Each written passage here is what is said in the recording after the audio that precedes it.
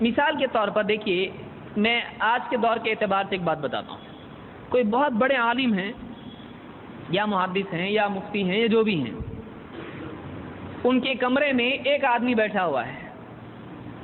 اس عالم نے ایک بات کہی، اس آدمی نے وہ بات لی اور باہر جا کر لوگوں سے بیان کی.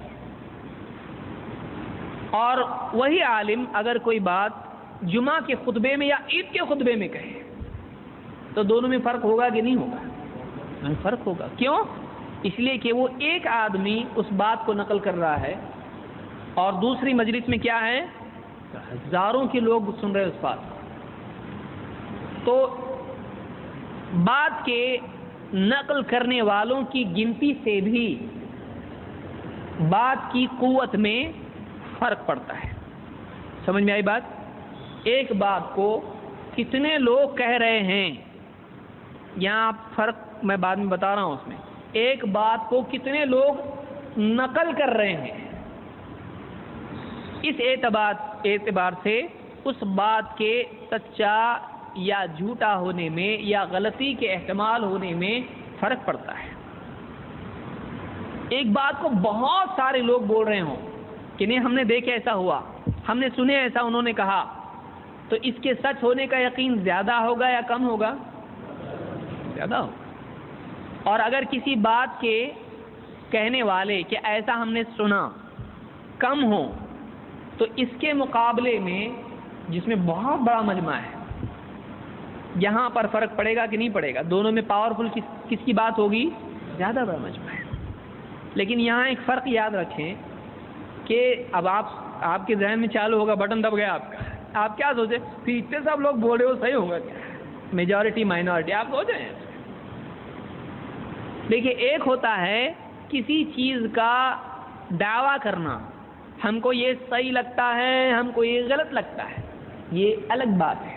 میں کیا کہہ رہا ہوں، ہم نے سنا انہوں نے کہا، ہم نے دیکھا انہوں نے ایسا کیا. تو سننے اور دیکھنے کی بات کے بارے میں خبر ایک الگ چیز ہے، اور دل میں لگتا ہے کہ یہ صحیح ہے یہ غلط ہے، یہ ایک الگ چیز ہے. سمجھا؟ وہ اس کا ججمنٹ ہے، اس کا فیصلہ ہے. فیصلہ صحیح بھی ہو سکتا ہے، غلط بھی ہو سکتا ہے. زیادہ لوگ بھی غلط فیصلہ کر سکتے ہیں. جیسے ایک آدمی ہے، سائیکل والا ہے، اور ایک بہت اچھی مرسیڈیز ہے، ٹکر ہو گئی. پوری بھیڑ کس کو مارتی؟ اور ایک آدمی بولا ارے مت کرو، اس کو بھی مار. تو وہ صحیح ہے، یہ صحیح، کون صحیح ہے معلوم نہیں. دیکھنا پڑے گا بھائی کہ باقی غلطی کس کی تھی. یہ سگنل توڑ کے سائیکل والا جلدی جا رہا تھا ٹفن لے کے اپنا، اب وہ گاڑی تیز آئی، اس کا بریک لگا نہیں لگا، ٹکر دے دیا اس نے. تو اب چونکہ وہ امیر ہے اور پبلک چلنے والی پیدل غریب ہے، اس کے پاس کار اور ہمارے پاس نہیں، دھلائی کر دی اس کی. عام طور سے جنرلی ایسے ہی ہوتا ہے. اور یہ اسلام کا طریقہ ہے کہ نہیں؟ اچھا ہے نا طریقہ ہے. امیروں کو خوب مارو، غریب بناؤ ان کو. کر سکتے ہیں ایسا؟ نہیں. غلطی دونوں میں سے کسی کی بھی ہو سکتی ہے. پہلے تحقیق کرو، دیکھو واقعی غلطی کس کی ہے. تو زیادہ لوگوں کا فیصلہ صحیح ہوگا ایسا ہے کیا؟ یہ زیادہ لوگ پوری راستے پہ سب لوگ جمع ہو کے مارے اس کو، ہڈی پسلی توڑ کے اس کو دواخانے میں اس کے بازو ہی. تو ضروری نہیں ہے کہ زیادہ لوگوں کا فیصلہ صحیح ہو، لیکن دیکھنے والوں کا مشاہدہ یہ ایک الگ چیز ہوتی ہے. سنی ہوئی بات یہ نقل کر رہا ہے خبر، لیکن ججمنٹ صحیح لگتا ہے غلط لگتا ہے وہ ایک اس کا اپنا، اس کے علم پر ڈیپینڈ کرتا ہے، وہ اس کی سمجھ پر، اس کی انڈرسٹینڈنگ پر ڈیپینڈ کرتا ہے. لیکن سننے کے لیے بہت بڑا مفتی ہونا پڑتا کیا؟ مفتی صاحب سنے تو صحیح رہتا، باقی لوگ سنے تو صحیح نہیں رہتا، ایسا ہے نہیں. آپ فرق یاد رکھیے. سمجھ رہے ہیں آپ میں کیا کہہ رہا ہوں؟ آپ اتنا غور سے دیکھ رہے ہیں کہ مجھ کو شک ہوتا ہے بعض ہوگا کہ بلنک ہی نہیں کر رہے، اس کا مطلب سن رہے کہ نہیں، کیا کہیں اور چلے گئے. ایک ہوتا ہے سننا دیکھنا، ایک ہوتا ہے فیصلہ کرنا. سننا دیکھنا ہر آدمی جس کی آنکھ صحیح ہے اور کان صحیح ہے اتنا کافی ہے نا اس کے لیے صحیح بولنے کے لیے، سچا آدمی ہے مثلا. لیکن کسی چیز کے اوپر فیصلہ دینا، اس نے صحیح کیا اس نے غلط کیا، اس کے لیے صرف سننا دیکھنا کی صفت کافی ہے؟ اس کے لیے علم بھی ہونا چاہیے. وہ علم صحیح بھی ہو سکتا ہے، غلط بھی ہو سکتا ہے، وہ ایک الگ چیز ہے. اس لیے میجورٹی مائنورٹی اس میں کوئی اثر رکھتی ہے نہیں. اس میں قرآن و سنت دیکھا جائے گا. پھر زیادہ لوگ بھی بول رہے ہیں صحیح تو کوئی مطلب نہیں رہتا اس کا. لیکن مشاہدے میں کہ کئی لوگ کہہ رہے ہیں کہ ہم نے سنا، ہم نے دیکھا، تو یہاں وہ اگر سچے ہیں تو ان کی بات ایکسیپٹیبل ہوتی ہے. کیوں؟ اس لیے کہ اس میں کوئی بڑی ڈگری کی ضرورت نہیں ہے. آدمی ہے مثال کے طور پر وہ یعنی زمین کھود رہا تھا، اس نے دیکھا، وہ آدمی سچا ہے، وہ پڑھا لکھا نہیں ہے، انگوٹھا لگاتا ہے. اس نے کہا میں نے دیکھا کہ غلطی سائیکل والی کی، کیونکہ وہ بیچ میں گیا، میں نے دیکھا کہ وہاں پہ سگنل توڑ کیے گیا ہے. تو اب اس کو بہت بڑی ڈگری کی ضرورت ہے بتانے کے لیے؟ نہیں. اس کی خبر اس کے مشاہدے پر مبنی ہے، اس کو دیکھنے میں کوئی تکلیف نہیں ہے. ایسے اگر 50 لوگ بول دے تو بات کیا ہے؟ صحیح ہے. اور اگر 100 لوگ بولے نہیں غلطی امیروں کی ہوتی ہے، یہ غریبوں کا خیال نہیں رکھتے ہیں اس لیے مارو اس کو، تو یہ کیا ہے؟ ان کا ججمنٹ ہے، ان کا اپنا ذاتی فیصلہ ہے، اس کا تعلق سننے یا مشاہدے سے نہیں ہے. تو اب آپ 50 کی بات مانیں گے، ہم نے دیکھا یہ سگنل توڑ کے گیا، یا 100 کی مانیں گے، بولیں گے امیروں کو بہت مارنا چاہیے. تو اب 50 اور 100 کس کی بات مانیں گے؟ تو یہ کم ہے، لیکن ان کی بات کس پر مبنی ہے؟ مشاہدے پر ہے. اب قانون ایک الگ چیز ہے، قانون دیکھنا پڑے گا کیا ہے، سگنل توڑنا صحیح ہے کہ غلط ہے. تو قانون میں دیکھا معلوم پڑا سگنل توڑنا غلط ہے، تو ان کی بات صحیح ہے. اب ججمنٹ تیسرا دے گا کوئی، سمجھا؟ تو فیصلہ اور مشاہدہ یا آبزرویشن یا سننا، اس میں فرق ہوتا ہے. ٹھیک ہے. الصلاۃ والسلام علیکہ یا نور من نور اللہ کی صدائیں انڈیا پاکستان کی مسجد کے میناروں سے گونجتی ہے. کیا مطلب؟ الصلاۃ والسلام علیکہ یا نور من نور اللہ، محمد آپ اللہ کے نور کا پیس ہے، ٹکڑا ہے، جزو ہے، آپ پر سلام کوئی. عیسائیوں کا جرم کیا ہے؟ اس کا ایمان کیوں برباد ہوا؟ وہ اللہ کو ایک نہیں مانتے تھے. امت اسلام کیوں مر رہی ہے؟ یہ بھی اللہ کو ایک نہیں، 2 3 4 5 مانتی ہے. تکاد السماوات يتفطرن منه وتنشق الارض وتخر الجبال هدا ان دعوا للرحمن ولدا. قریب ہے آسمان پھٹ جائے، زمین پھٹ جائے، پہاڑ ریزہ ریزہ ہو جائے. ظالموں نے رب کا بیٹا بنا دیا. محمد یار گڑھی دیوان محمدی کتاب لاہور سے شائع ہوئی مکتبہ ہمدرد سے، اس میں لکھتے ہیں گر مولوی محمد نے محمد صلی اللہ علیہ وسلم کو خدا مان لیا پھر تو مسلمان ہے، دغاباز نہیں. اگر محمد کو خدا مانتا ہے تو مسلمان ہے، خدا نہیں مانتا، خدا سے جدا مانتا ہے تو دغاباز ہے. ایک شیعہ ذاکر اپنی مجلس میں کہتا ہے توبہ توبہ توبہ، علی رو خدا اکنے گا، نہ خدا سے جدا اکنے گا. علی نہ خدا ہے نہ خدا سے جدا ہے. ہم نے کتنے الہ بنا رکھے ہیں. ترجمہ غوثیہ کے اندر غوث علی شاہ کلندر لکھتا ہے ایک جھوٹی روایت کہ رسول اللہ صلی اللہ علیہ وسلم نے پوچھا علی سے، جبرائیل سے وہی کہاں سے لاتے ہو؟ کہا عرش کے نیچے سدرۃ المنتہا پہ ٹہر جاتا ہوں، وہی آتی ہے لے کر آپ تک آ جاتا ہوں. کہا کبھی دیکھا وہی دینے والا کون ہے؟ کہا نہیں دیکھا. کہا اب ذرا جاؤ تو دیکھنا. جبرائیل عرش پہ پہنچے، پردے ہٹا کر دیکھا تو خود محمد بیٹھے ہوئے تھے. منتقل عباس نقوی کی کتاب راولپنڈی سے شائع ہوئی حفاظت قرآن، اس میں لکھتا ہے کہ معراج پر اللہ کے نبی گئے، ان کے باطنی نتیجے کے مطابق عرش پہ پہنچے تو وہاں ایک پردہ لٹکا ہوا تھا. اللہ کے نبی نے کہا اللہ یہ پردہ کیسا ہے؟ تو اللہ نے پردہ ہٹایا، پیچھے علی بیٹھے ہوئے تھے. کہا اسی کی ولایت بتانے کے لیے تو تجھے یہاں بلایا ہے. ہمارے ہی لفظ کتنے ہیں، الا الذین آمنوا، جب تک ایک اللہ پر کھڑا ایمان نہ ہو کہ اللہ کی ذات میں نہ محمد نور من نور اللہ ہے، نہ کوئی اور شریک ہے، نہ اللہ کا کوئی دوسرا رخ ہے. نہیں، اللہ اکیلا ہے، تنہا ہے، یکتا ہے، اس کے وجود میں کوئی شراکت نہیں رکھتا، نہ بیٹا ہے، نہ باپ ہے، نہ بیوی ہے، نہ بچے ہیں، نہ نور میں کوئی شادی نہیں ہے. اپنی عبادت میں اس اللہ کو یکتا مانیے، مگر نہ اللہ کی عبادت کفار مکہ بھی کیا کرتے تھے۔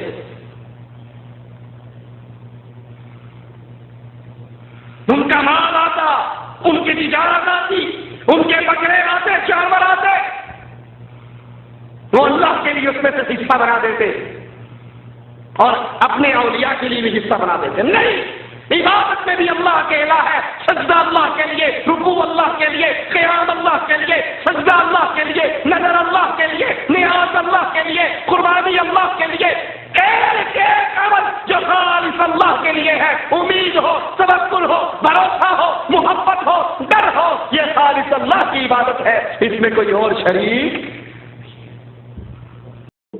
ولیوں کے بارے میں کچھ باتیں لوگوں میں مشہور ہیں جو کہ صحیح نہیں ہے۔ نمبر ایک، بعض لوگ کہتے ہیں کہ ولی معصوم عن الخطا ہوتے ہیں، ولیوں سے کوئی مسٹیک نہیں ہو سکتی ہے، کوئی خطا نہیں ہو سکتی ہے۔ اہل سنت والجماعت کا عقیدہ ہے کہ ولی نبی سے نیچے ہوتا ہے، ولی نبی کے برابر نہیں ہوتا ہے۔ یہ صرف نبی ہوتے ہیں جو معصوم ہوتے ہیں، یہ نبی ہوتے ہیں جو معصوم ہوتے ہیں، لیکن ولی سے غلطی ہو سکتی ہے۔ ہاں، ولی ایسے ہوتے ہیں کہ جو اللہ سے معافی مانگ کر اپنی باتوں کو دھو دیتے ہیں، اللہ تعالیٰ سے اپنی مغفرت کرا لیتے ہیں، اور جتنا ہو سکتا ہے وہ اللہ کی شریعت کے پابند ہوتے ہیں، لیکن معصوم ہوتے ہیں نہیں ہوتے ہیں۔ اور ان کے فیصلے میں، ان کے فتوے میں مسٹیک بھی ہو سکتی ہے، ان کے فیصلے میں خطا ہو سکتی ہے۔ کوئی فتویٰ دے دیا، وہ فتویٰ مسٹیک، غلطی بھی اس میں نکل آ سکتی ہے۔ اس لیے آپ سوچیں، امام شافعی اور امام ابو حنیفہ رحمۃ اللہ علیہ یہ سب اللہ والے ہیں، لیکن ان کے فتوے آپس میں ٹکراتے ہیں، کوئی کہتا ہے حلال، کوئی کہتا ہے حرام۔ ہم کہتے ہیں دونوں میں سے ایک کی بات صحیح ہوگی۔ امام مالک رحمۃ اللہ علیہ کہتے ہیں کتے کا لعاب ناپاک نہیں ہے، نجس نہیں ہے، کتے کا لعاب نجس نہیں ہے۔ کون کہتا ہے؟ امام مالک۔ امام ابو حنیفہ رحمۃ اللہ علیہ کہتے ہیں نجس ہے۔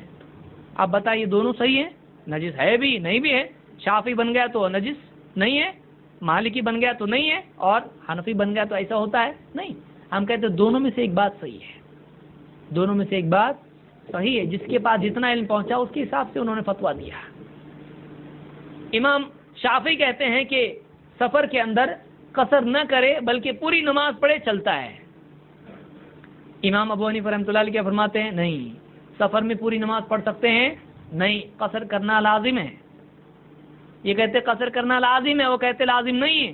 دونوں صحیح ہیں، لازم ہے بھی نہیں بھی، ایسا ہوتا نہیں ہوتا ہے۔ دونوں میں سے ایک کی بات صحیح ہوگی۔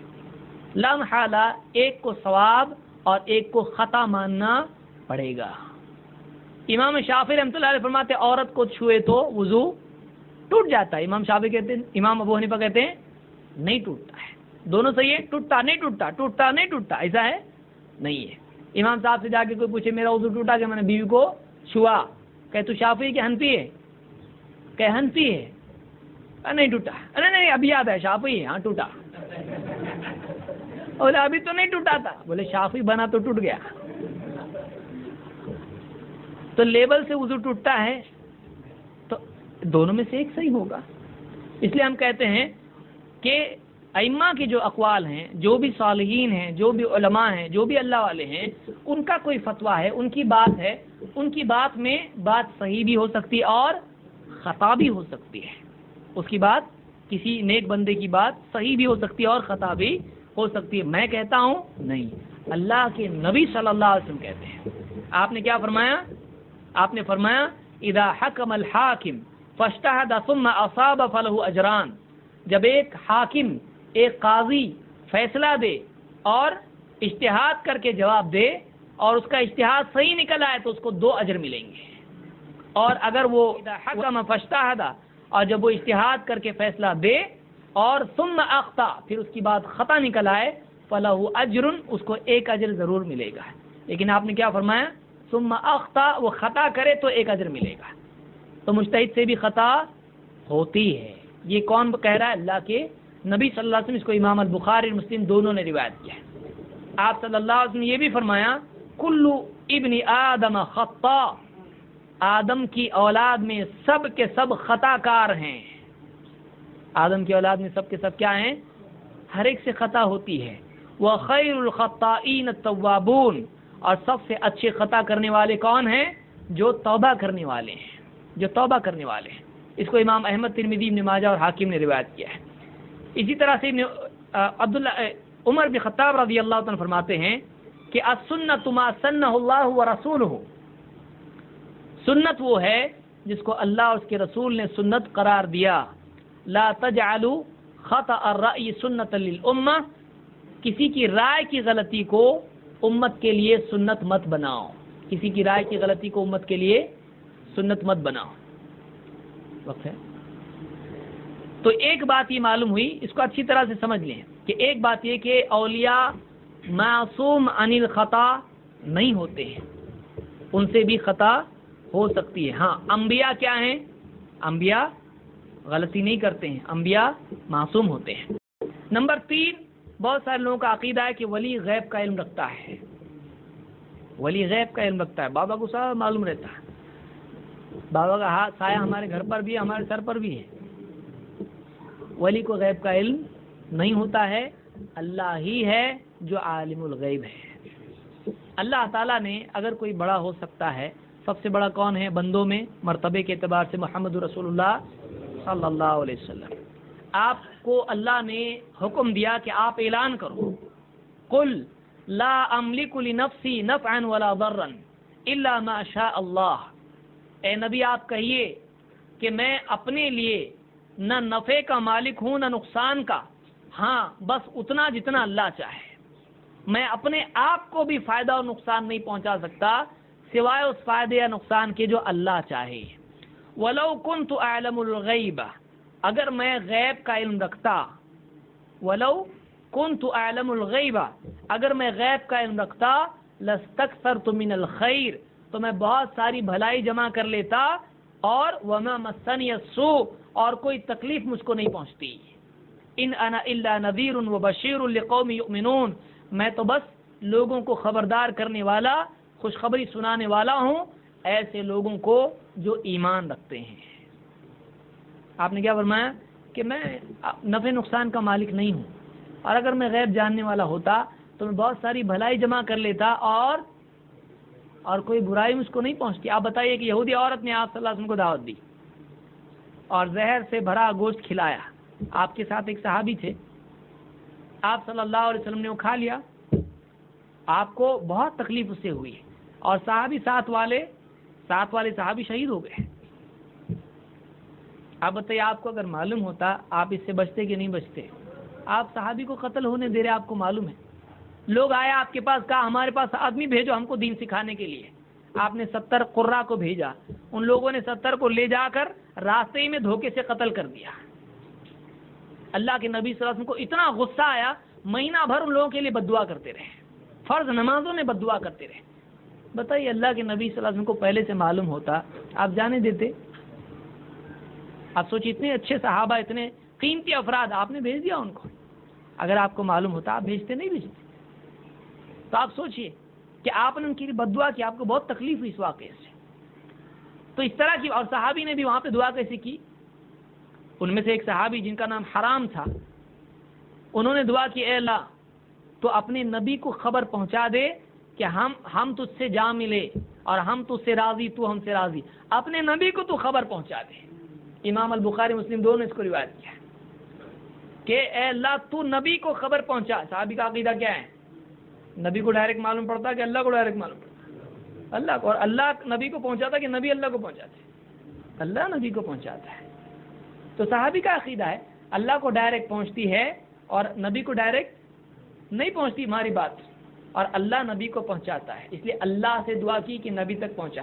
آج الٹا ہو رہا ہے. ہم کیا کر رہے ہیں آج؟ یا غوث المدد اللہ تک ہماری بات پہنچا دو. آج مسلمان شیخ عبد القادر جیلانی رحمۃ اللہ علیہ ہوں یا دوسرے اولیاء ہوں، ان سے کہہ رہا ہے کہ آپ اللہ تک پہنچاؤ. صحابہ کا عقیدہ کیا تھا؟ اللہ دوسروں تک پہنچاتا ہے.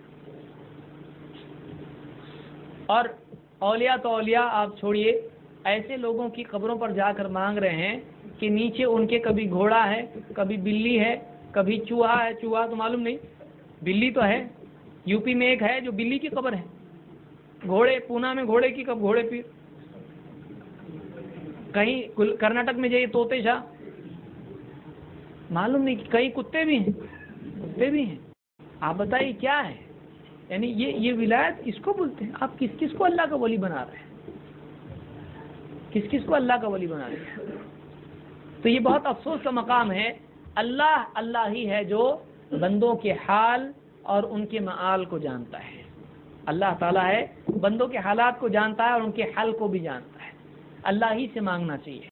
کسی نے مجھ سے ایک سوال کیا، یہ بھی نادانی کی بات ہے. کسی نے سوال کیا کہ دیکھو یہ بخاری شریف میں حدیث ہے کہ کچھ لوگوں کو قیامت کے دن حضور علیہ السلام کے پاس لایا جائے گا اور آپ انہیں کہیں گے لاؤ یہ میرے صحابی میرے ساتھی ہیں. تو بعد میں ان سے فرمایا جائے گا حضور کہ آپ کو نہیں معلوم آپ کے بعد انہوں نے کیا کیا، تو پھر حضور ان کو چھوڑ دیں گے.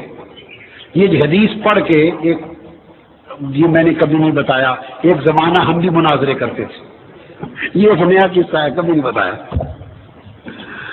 تو کسی نے مجھ سے پوچھا ایک مجلس میں، یہ حدیث پڑھی اور کہا کہ اگر حضور علیہ السلام کو پتہ ہوتا، آقا علیہ السلام کو علم ہوتا تو انہیں غلطی سے کیوں بلاتے پہلے کہ یہ میرے ساتھی ہیں میرے پاس لاؤ؟ تو فرشتوں نے کہا جب متوجہ کیا تو چھوڑ دیا، کہا اچھا لے جاؤ ان کو. علم ہوتا تو کیوں بلاتے؟ پس ثابت ہوا کہ حضور کو ان کا علم. اس نے اپنی دلیل دے لی. میں نے کہا برخوردار بیٹھ جاؤ. میں نے انہیں کہا کہ تم سے بڑا بھی یا تمہارے جیسا بھی کوئی بے عقل اور غیر دانش مند اور ناسمجھ دنیا میں ہوگا. یہ واقعہ سارا بیان کون کر رہا ہے؟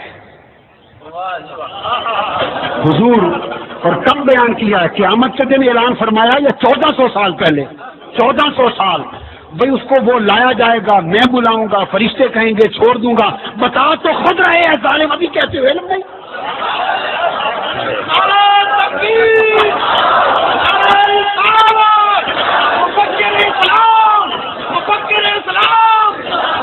خود بتا رہے ہیں کہ ایسے ہوگا، ابھی کہتے ہو علم ہوتا تو ایسا کیوں کرتے؟ بدبخت. اس لیے کسی نے کیا کہا کہ بے عشق نبی جو بھی پڑھا.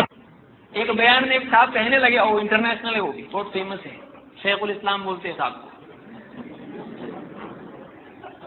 علم غیب کے اوپر یہ علم غیب کی تو میں بھی درس دیا اس کے اوپر. سر یہ کیا بولتے ہیں؟ دیکھیے کوئی دلیل تو دے رہی ہے. کہا کہ دیکھو اللہ کے نبی صلی اللہ علیہ وسلم کو علم غیب نہیں تھا، یعنی عالم الغیب آپ نہیں تھے. اس کے بارے میں بعض لوگ وہابی لوگ یا فلانے دلیل کیا دیتے ہیں کہ اللہ کے نبی صلی اللہ علیہ وسلم حشر کے میدان میں جام کوثر لوگوں کو پلا رہے ہوں گے، لوگ کوثر پر آ رہے ہوں گے اور اس کا پانی پیئیں گے، جو پیے گا وہ کبھی بھی پیاسا نہیں ہوگا. تو بعض فرشتے بعض لوگوں کو دھکا دے رہے ہوں گے، آنے نہیں دیں گے. اللہ کے نبی صلی اللہ علیہ وسلم فرماتے ہیں میں ان سے کہوں گا آنے دو، انہم منی، وہ میرے لوگ ہیں، میرے امتی ہیں، امتی اصحابی، بعض روایتوں میرے ساتھی ہیں.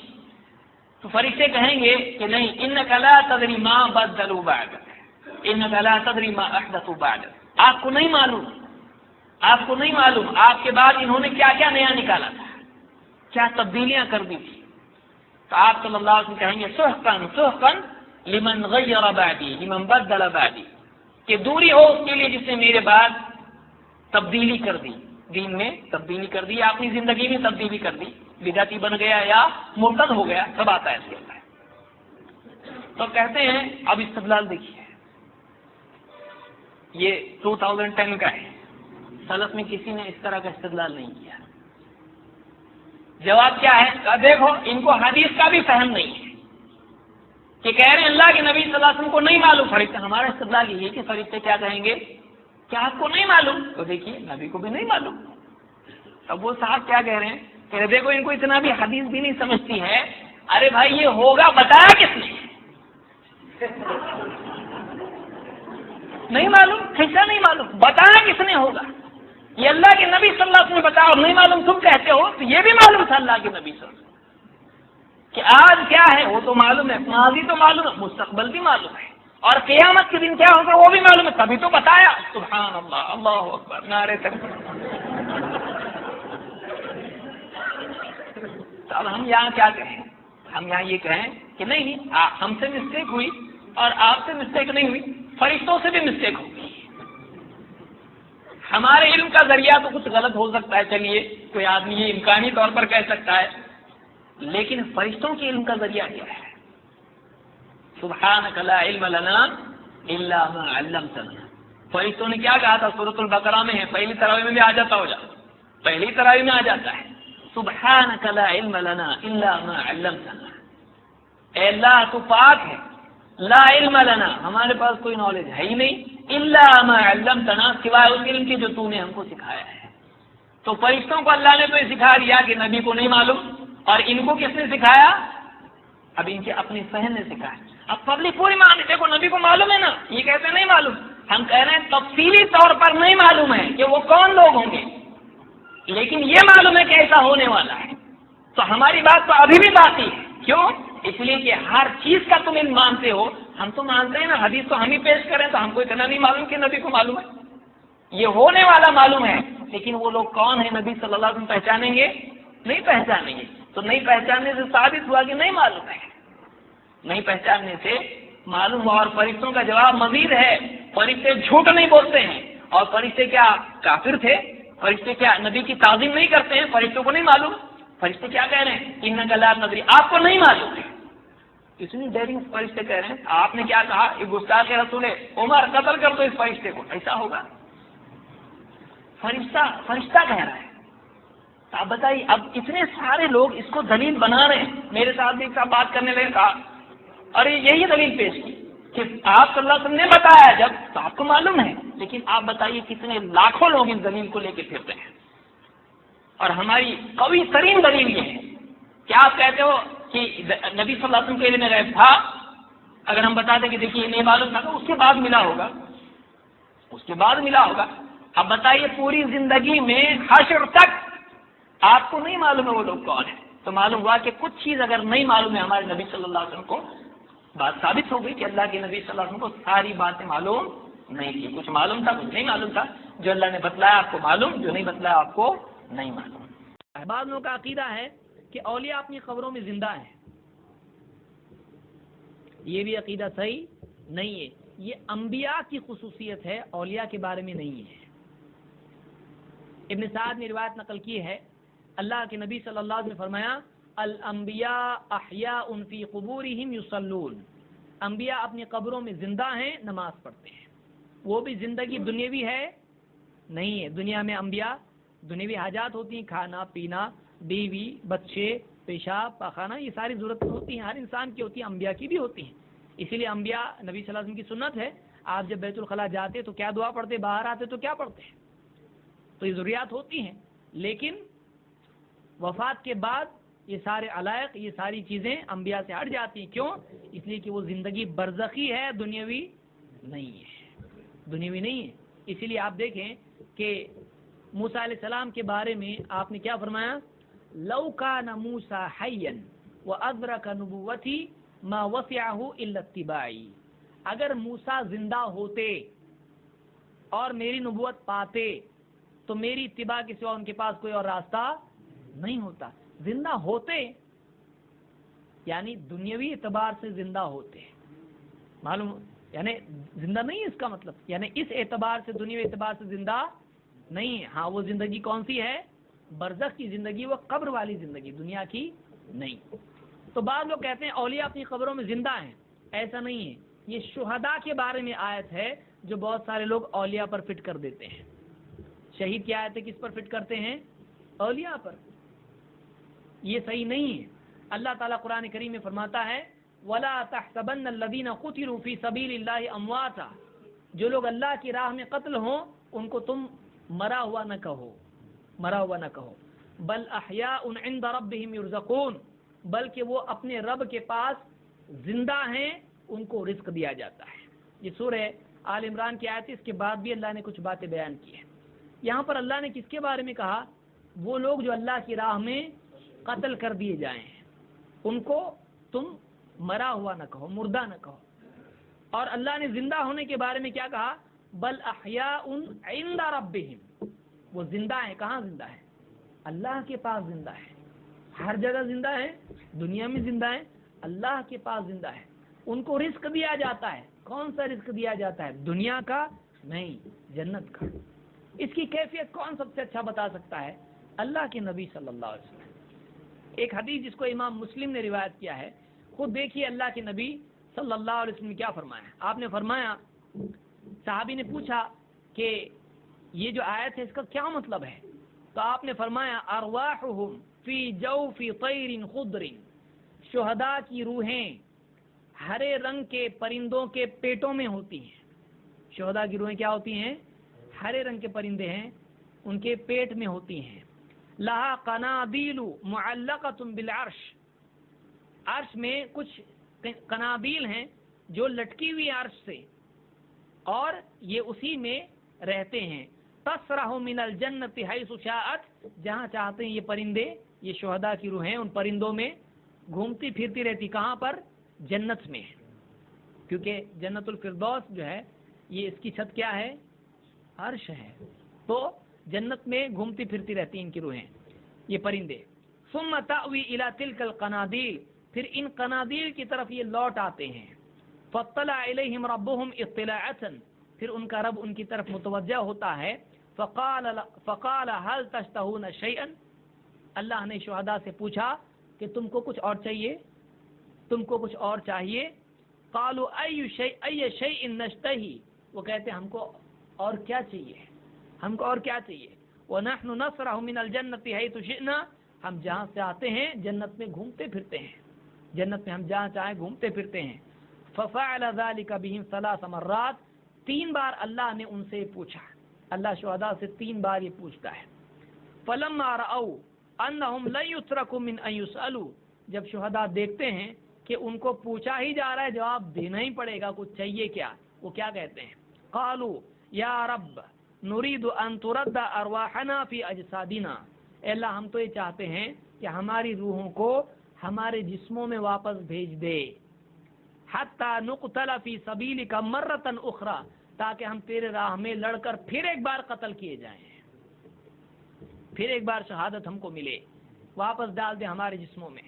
فلما رأى ان ليس لهم حاجہ تركوا، اللہ نے جب دیکھا کہ ان کو اور کچھ چاہیے نہیں، ان کو اللہ نے چھوڑ دیا. یعنی وہ تمنا پوری ہوتی ہے نہیں، تو ان کی تمنا دنیا میں آنے کی پوری نہیں ہوتی. اللہ نے دیکھا اور کچھ نہیں چاہیے، بس واپس جائیں، ایسا تو نہیں ہو سکتا ہے. تو واپس اللہ نہیں بھیجتا ہے، پوچھنا ہی چھوڑ دیتا ہے. تو جو لوگ کہتے ہیں کہ واپس دنیا میں آتے ہیں، مردوں کی عید لوگ کرتے ہیں نا، کھانا وانا میٹھا ویٹھا تھوڑا پکا کے گھر کے باہر جا کے، باہر کیوں گئے بھائی، مہمان آتے تو باہر جاتے کہ اندر آتے؟ عجیب چیز ہے، باہر جا کے بیٹھتے ہیں. ارے بھائی آ رہے ہیں، گھر کے بڑے بوڑھے گھر میں آ رہے ہیں اور آپ باہر کیوں جا رہے ہیں؟ تو ملنا ہی نہیں ان سے، کیونکہ زندگی میں صحیح ڈھنگ سے خدمت کی نہیں، اور جلدی مارنے کے لیے یاسین پڑی تھی، آ کے پکڑتا کہ کیا معلوم نہیں. ڈر ہے تو گھر میں بیٹھتے ہیں، باہر جا کے بیٹھتے ہیں. وہ آئیں گے اور کھانا سجا کے رکھتے ہیں، وہ کھانے کے لیے آئیں گے، زندگی میں کبھی ٹھیک ڈھنگ سے کھلاتے نہیں ان کو مرنے تک، اور مرنے کے بعد ان کے لیے کھانا سجا کے رکھا ہے. کتنی شرم کی بات ہے. تو مرنے والا دنیا میں آتا نہیں. اگر آتے تو یہ شہداء آتے جن کا قتل ہوا ہے، وہ چاہتے ہیں دنیا میں بھیج. آپ بتائیں اللہ پوچھے اور نہیں دے، ایسا ہوتا ہے؟ لیکن یہ چیز نہیں ہوگی، اس لیے اللہ تعالیٰ ان کو بھیجتا ہے، نہیں بھیجتا. تو یہ نہیں آئیں گے تو دوسرے کیسے آئیں گے؟ دوسرے کیسے آ سکتے ہیں؟ تو یہ مسلم کی حدیث ہے. تو یہ 5 باتیں جو شہداء کے بارے میں لوگوں میں غلط فہمیاں ہیں، جو یعنی صحیح نہیں ہیں، اس کی اصلاح کی ضرورت ہے. کوئی دنیا سے جانے والا واپس نہیں آتا. بعض لوگ کہتے ہیں یہ ولیوں کے بارے میں بھی ہے کہ وہ اپنی قبروں میں کیا ہیں؟ زندہ ہیں. پورے قرآن میں، پورے احادیث کے ذخیرے میں کہیں بھی نہیں ہے کہ اولیاء اپنی قبروں میں زندہ ہے. بعض لوگ کہتے ہیں وہ بھی شہید ہیں. یہ ٹھیک ہے، شہید کے بارے میں نا، اولیاء بھی شہید ہیں. ان سے جب پوچھا جاتا ہے کس جگہ شہید ہوئے وہ تو بستر پہ ان کی وفات ہوئی، تو بولتے ہیں نفس سے لڑتے لڑتے وہ شہید ہو گئے. نفس سے لڑتے لڑتے شہید ہو گئے. آپ بتائیے، تو پھر تو ہر مسلمان نفس سے لڑتا ہے، تو سارے مسلمان کیا ہو گئے؟ پھر شہید ہو گئے. کون مسلمان نہیں لڑتا؟ شیطان وسوسے ڈالتا زندگی میں، کبھی تو اس نے وسوسوں کو دھتکارا کہ نہیں دھتکارا؟ نفس سے لڑتا ہے. اچھا شہید ہو گئے، نفس سے لڑتے لڑتے کس نے کس کو قتل کیا؟ نفس نے ان کو قتل کیا. تو جو اس کو نفس قتل کرے وہ بچے گا کیا؟ دشمن قتل کرے اور بات ہے، کیونکہ اپنے ایمان پہ. نفس کا قتل کرنا کیسا تھا؟ کیسا قتل کیا؟ مطلب گردن کاٹا، ہاتھ کاٹا، پاؤں کاٹا، کیا کیا نفس نے؟ نفس جس کو مار ڈالے، جو نفس کے ہاتھوں مارا جائے تو وہ آدمی برباد ہوگا یا ہدایت پر رہے گا؟ وہ برباد ہوگا. ہم کو حکم کیا ہے؟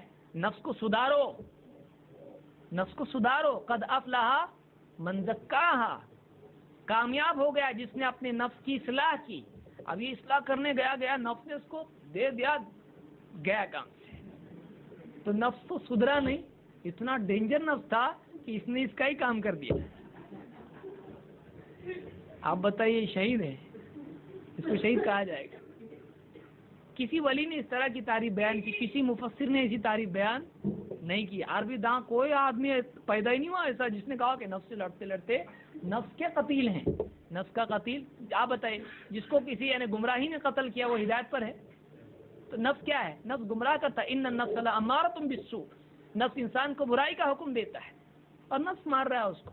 تو ایسی عجیب و غریب باتیں ہیں، لوگ زبردستی سپورٹ لینے کے لیے اس طرح کی کچھ بھی لا کے جوڑ دیتے ہیں، وہ اور زیادہ معاملے کو خراب کر دیتا ہے. تو یہ عقیدہ رکھنا صحیح نہیں ہے. اولیاء اپنی قبروں میں وفات پائے ہوئے ہیں، وہ ہماری بات نہیں سنتے ہیں، ہماری بات نہیں سنتے، ہماری مدد نہیں کر سکتے ہیں. اس طرح کی کوئی دلیل قرآن و سنت میں نہیں ہے. اگر ایسا ہوتا تو اللہ کے نبی صلی اللہ علیہ وسلم کی قبر پر جا کر امام البخاری حدیث سے پوچھتے صحیح ہے کہ ضعیف ہے، صحیح ہے کہ ضعیف ہے.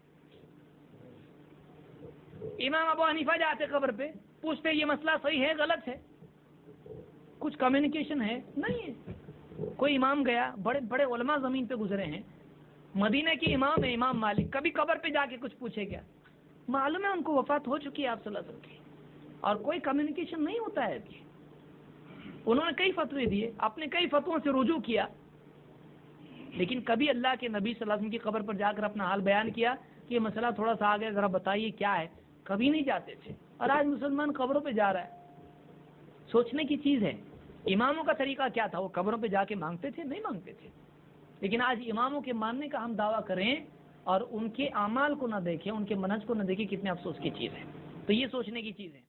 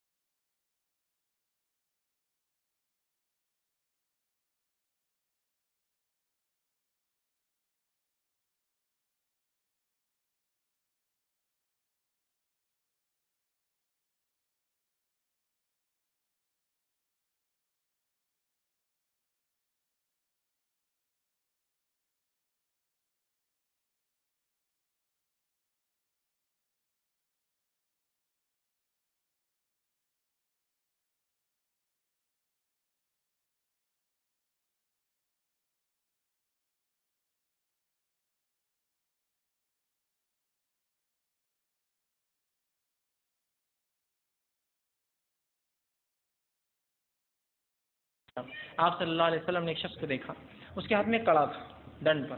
آپ نے کہا یہ کیا ہے؟ تو کہا اللہ کے رسول یہ چاندی کا کڑا ہے، میں نے اس لیے پہنا ہے کہ یہ پہننے سے جلد کی بیماریاں نہیں ہوتی ہیں، اسکن ڈیزیزز نہیں ہوتے ہیں.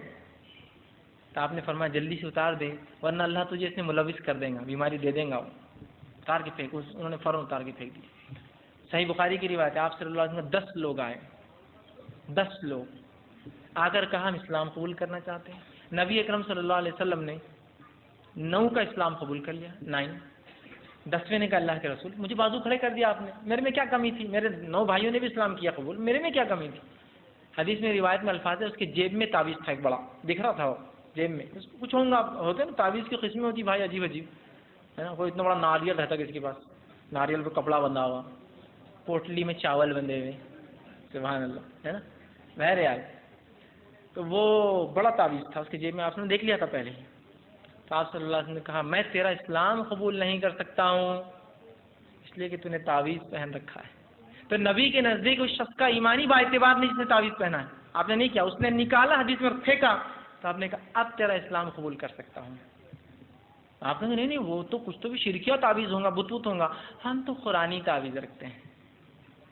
ہوتا ہے نا قرآنی تعویذ. اگر قرآنی تعویذ کا کوئی جواز ہوتا شریعت میں تو آپ صلی اللہ علیہ وسلم صحابہ کو نہیں پناتے, ان کے بچوں کو نظر نہیں لگتی تھی, وہ بیمار نہیں ہوتے تھے, ان کو یہ تکلیفیں نہیں تھی جو دنیا میں آپ کو ہوتی ہے, رزق کی تنگی فلاں, وہ سب تھی نا. کسی کو دیا کبھی زندگی میں یہ تعویذ قرآن کا؟ یہ لو ہے.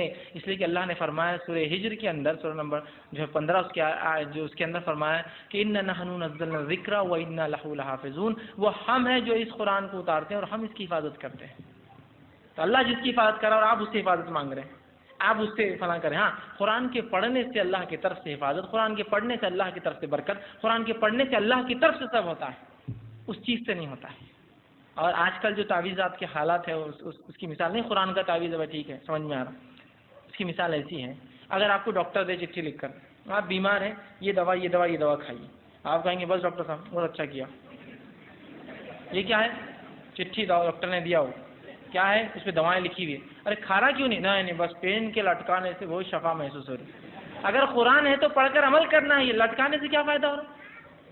یہ تو وہی ہوا ڈاکٹر کی چٹھی لٹکا کے گھوم رہے اور اس پہ دوا لے کر خرید کے کھانا چھوڑ دیا آپ نے, وہی ہو رہا نا. پھر اگر قرآن آپ سمجھیے نا, پھر قرآن کی آیت لکھ کر دیکھو کہ یہ پڑھنے سے فلاں ہوتا ہے فلاں, جو ثابت ہے, من مانی کی جا رہی ہے ان ناموں پر یاد رکھیے. تو اس سے بڑی حفاظت کیجیے, اس لیے کہ بڑی سخت چیز ہے. اپنے عقیدے کی اصلاح بہت ضروری ہے, اس لیے کہ تبھی تو ہم بڑی مصیبتوں سے اور بڑے فتنوں سے اپنے نفس کو, اپنے گھر والوں کو, اہل ویل کو بچا سکتے ہیں.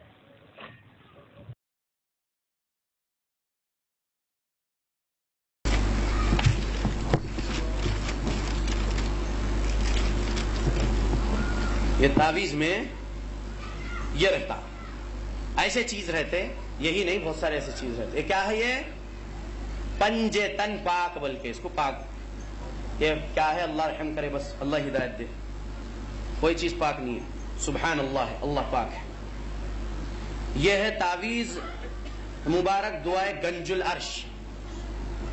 نامج کرپٹڈ ہے, نامج کرپشن ہے. عربی میں گاف حرف نہیں ہے, دعائے گنج العرش یہ ڈال دیے, ٹھیک ہے. اب اس کے بعد سب سے طاقتور آیت کون سی ہے قرآن مجید کی؟ سب سے بہترین آیت آیت الکرسی, آیت الکرسی, ٹھیک ہے. اس طریقے سے لپٹ دیے ہیں.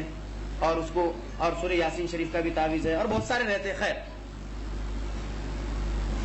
پھر ادھر ہی چاہتا ہوں, میرا طریقہ ہے پیشنٹ کا تعویذ اتارنے کا, وہ خود اتار کے دے دیتا انشاءاللہ. آپ بھی کریے انشاءاللہ. قرآن ہاتھ میں دیجئے, بند کریے فون, قرآن ہاتھ میں دیجئے, بیت الخلاء میں جائیے. بولیے جاتے کیوں؟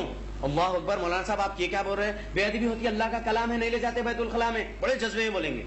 ٹھیک ہے, کام کرو, پیپر کو ایک بیچ میں سے پھاڑ لیجئے, ہاتھ میں پکڑ کے بیت الخلاء میں جائیے. جاتے نہیں؟ ارے مولانا صاحب ایک آیت بھی اللہ کی, اللہ قرآن کی ہے, بے ادبی ہوتی نہیں لے جاتے. ایک آیت پھاڑ لے کے لے جائیے, ایک آیت پھاڑیے, ہاتھ میں لیجئے یا جیب میں رکھ لے کے لے جائیے. جاتے نہیں؟ جاتے. کیوں نہیں جاتے؟ اللہ کا کلام ہے, بے ادبی ہوتی بیت الخلاء میں نہیں لے جاتے. یہ مشرک, یہ کفر کرنے والے, یہ شرک کرنے والے جو تمہاری نظروں میں اولیاء اللہ بنے بیٹھے ہیں, یہ لوگ یہ لکھ کر دے رہے ہیں, تم اس کو گلے میں ٹنگا کے جا رہے ہو. قرآن کی بے ادبی ہو رہی نہیں ہو رہی؟ ہو رہی نہیں ہو رہی؟ نہیں مولانا صاحب, وہ منہ میں لپٹا ہوا ہے, پنی چڑی ہوئی ہے, کپڑے میں ہے, ڈوری میں ہے, گلے میں ہے, چھپا ہوا ہے. ماچس کے ڈبے کے اتنا قرآن ہے نہیں ہے مارکیٹ میں. ماچس کے میچ باکس اتنا سائز کا قرآن ہے نہیں ہے, اس سے چھوٹی رہتی نا میچ باکس, یہ سائز کا قرآن بھی ملتا. پورا قرآن ہی سے رکھ لینا بھائی, تو کپڑے میں ہے, اور پھر جا انشاءاللہ. حفاظت, بڑی حفاظت, پورا قرآن ہی ہے سینے میں, اب حفاظت ہوتی, سینے پہ ٹنگا ہوا ہے. یہ حفاظت ہے.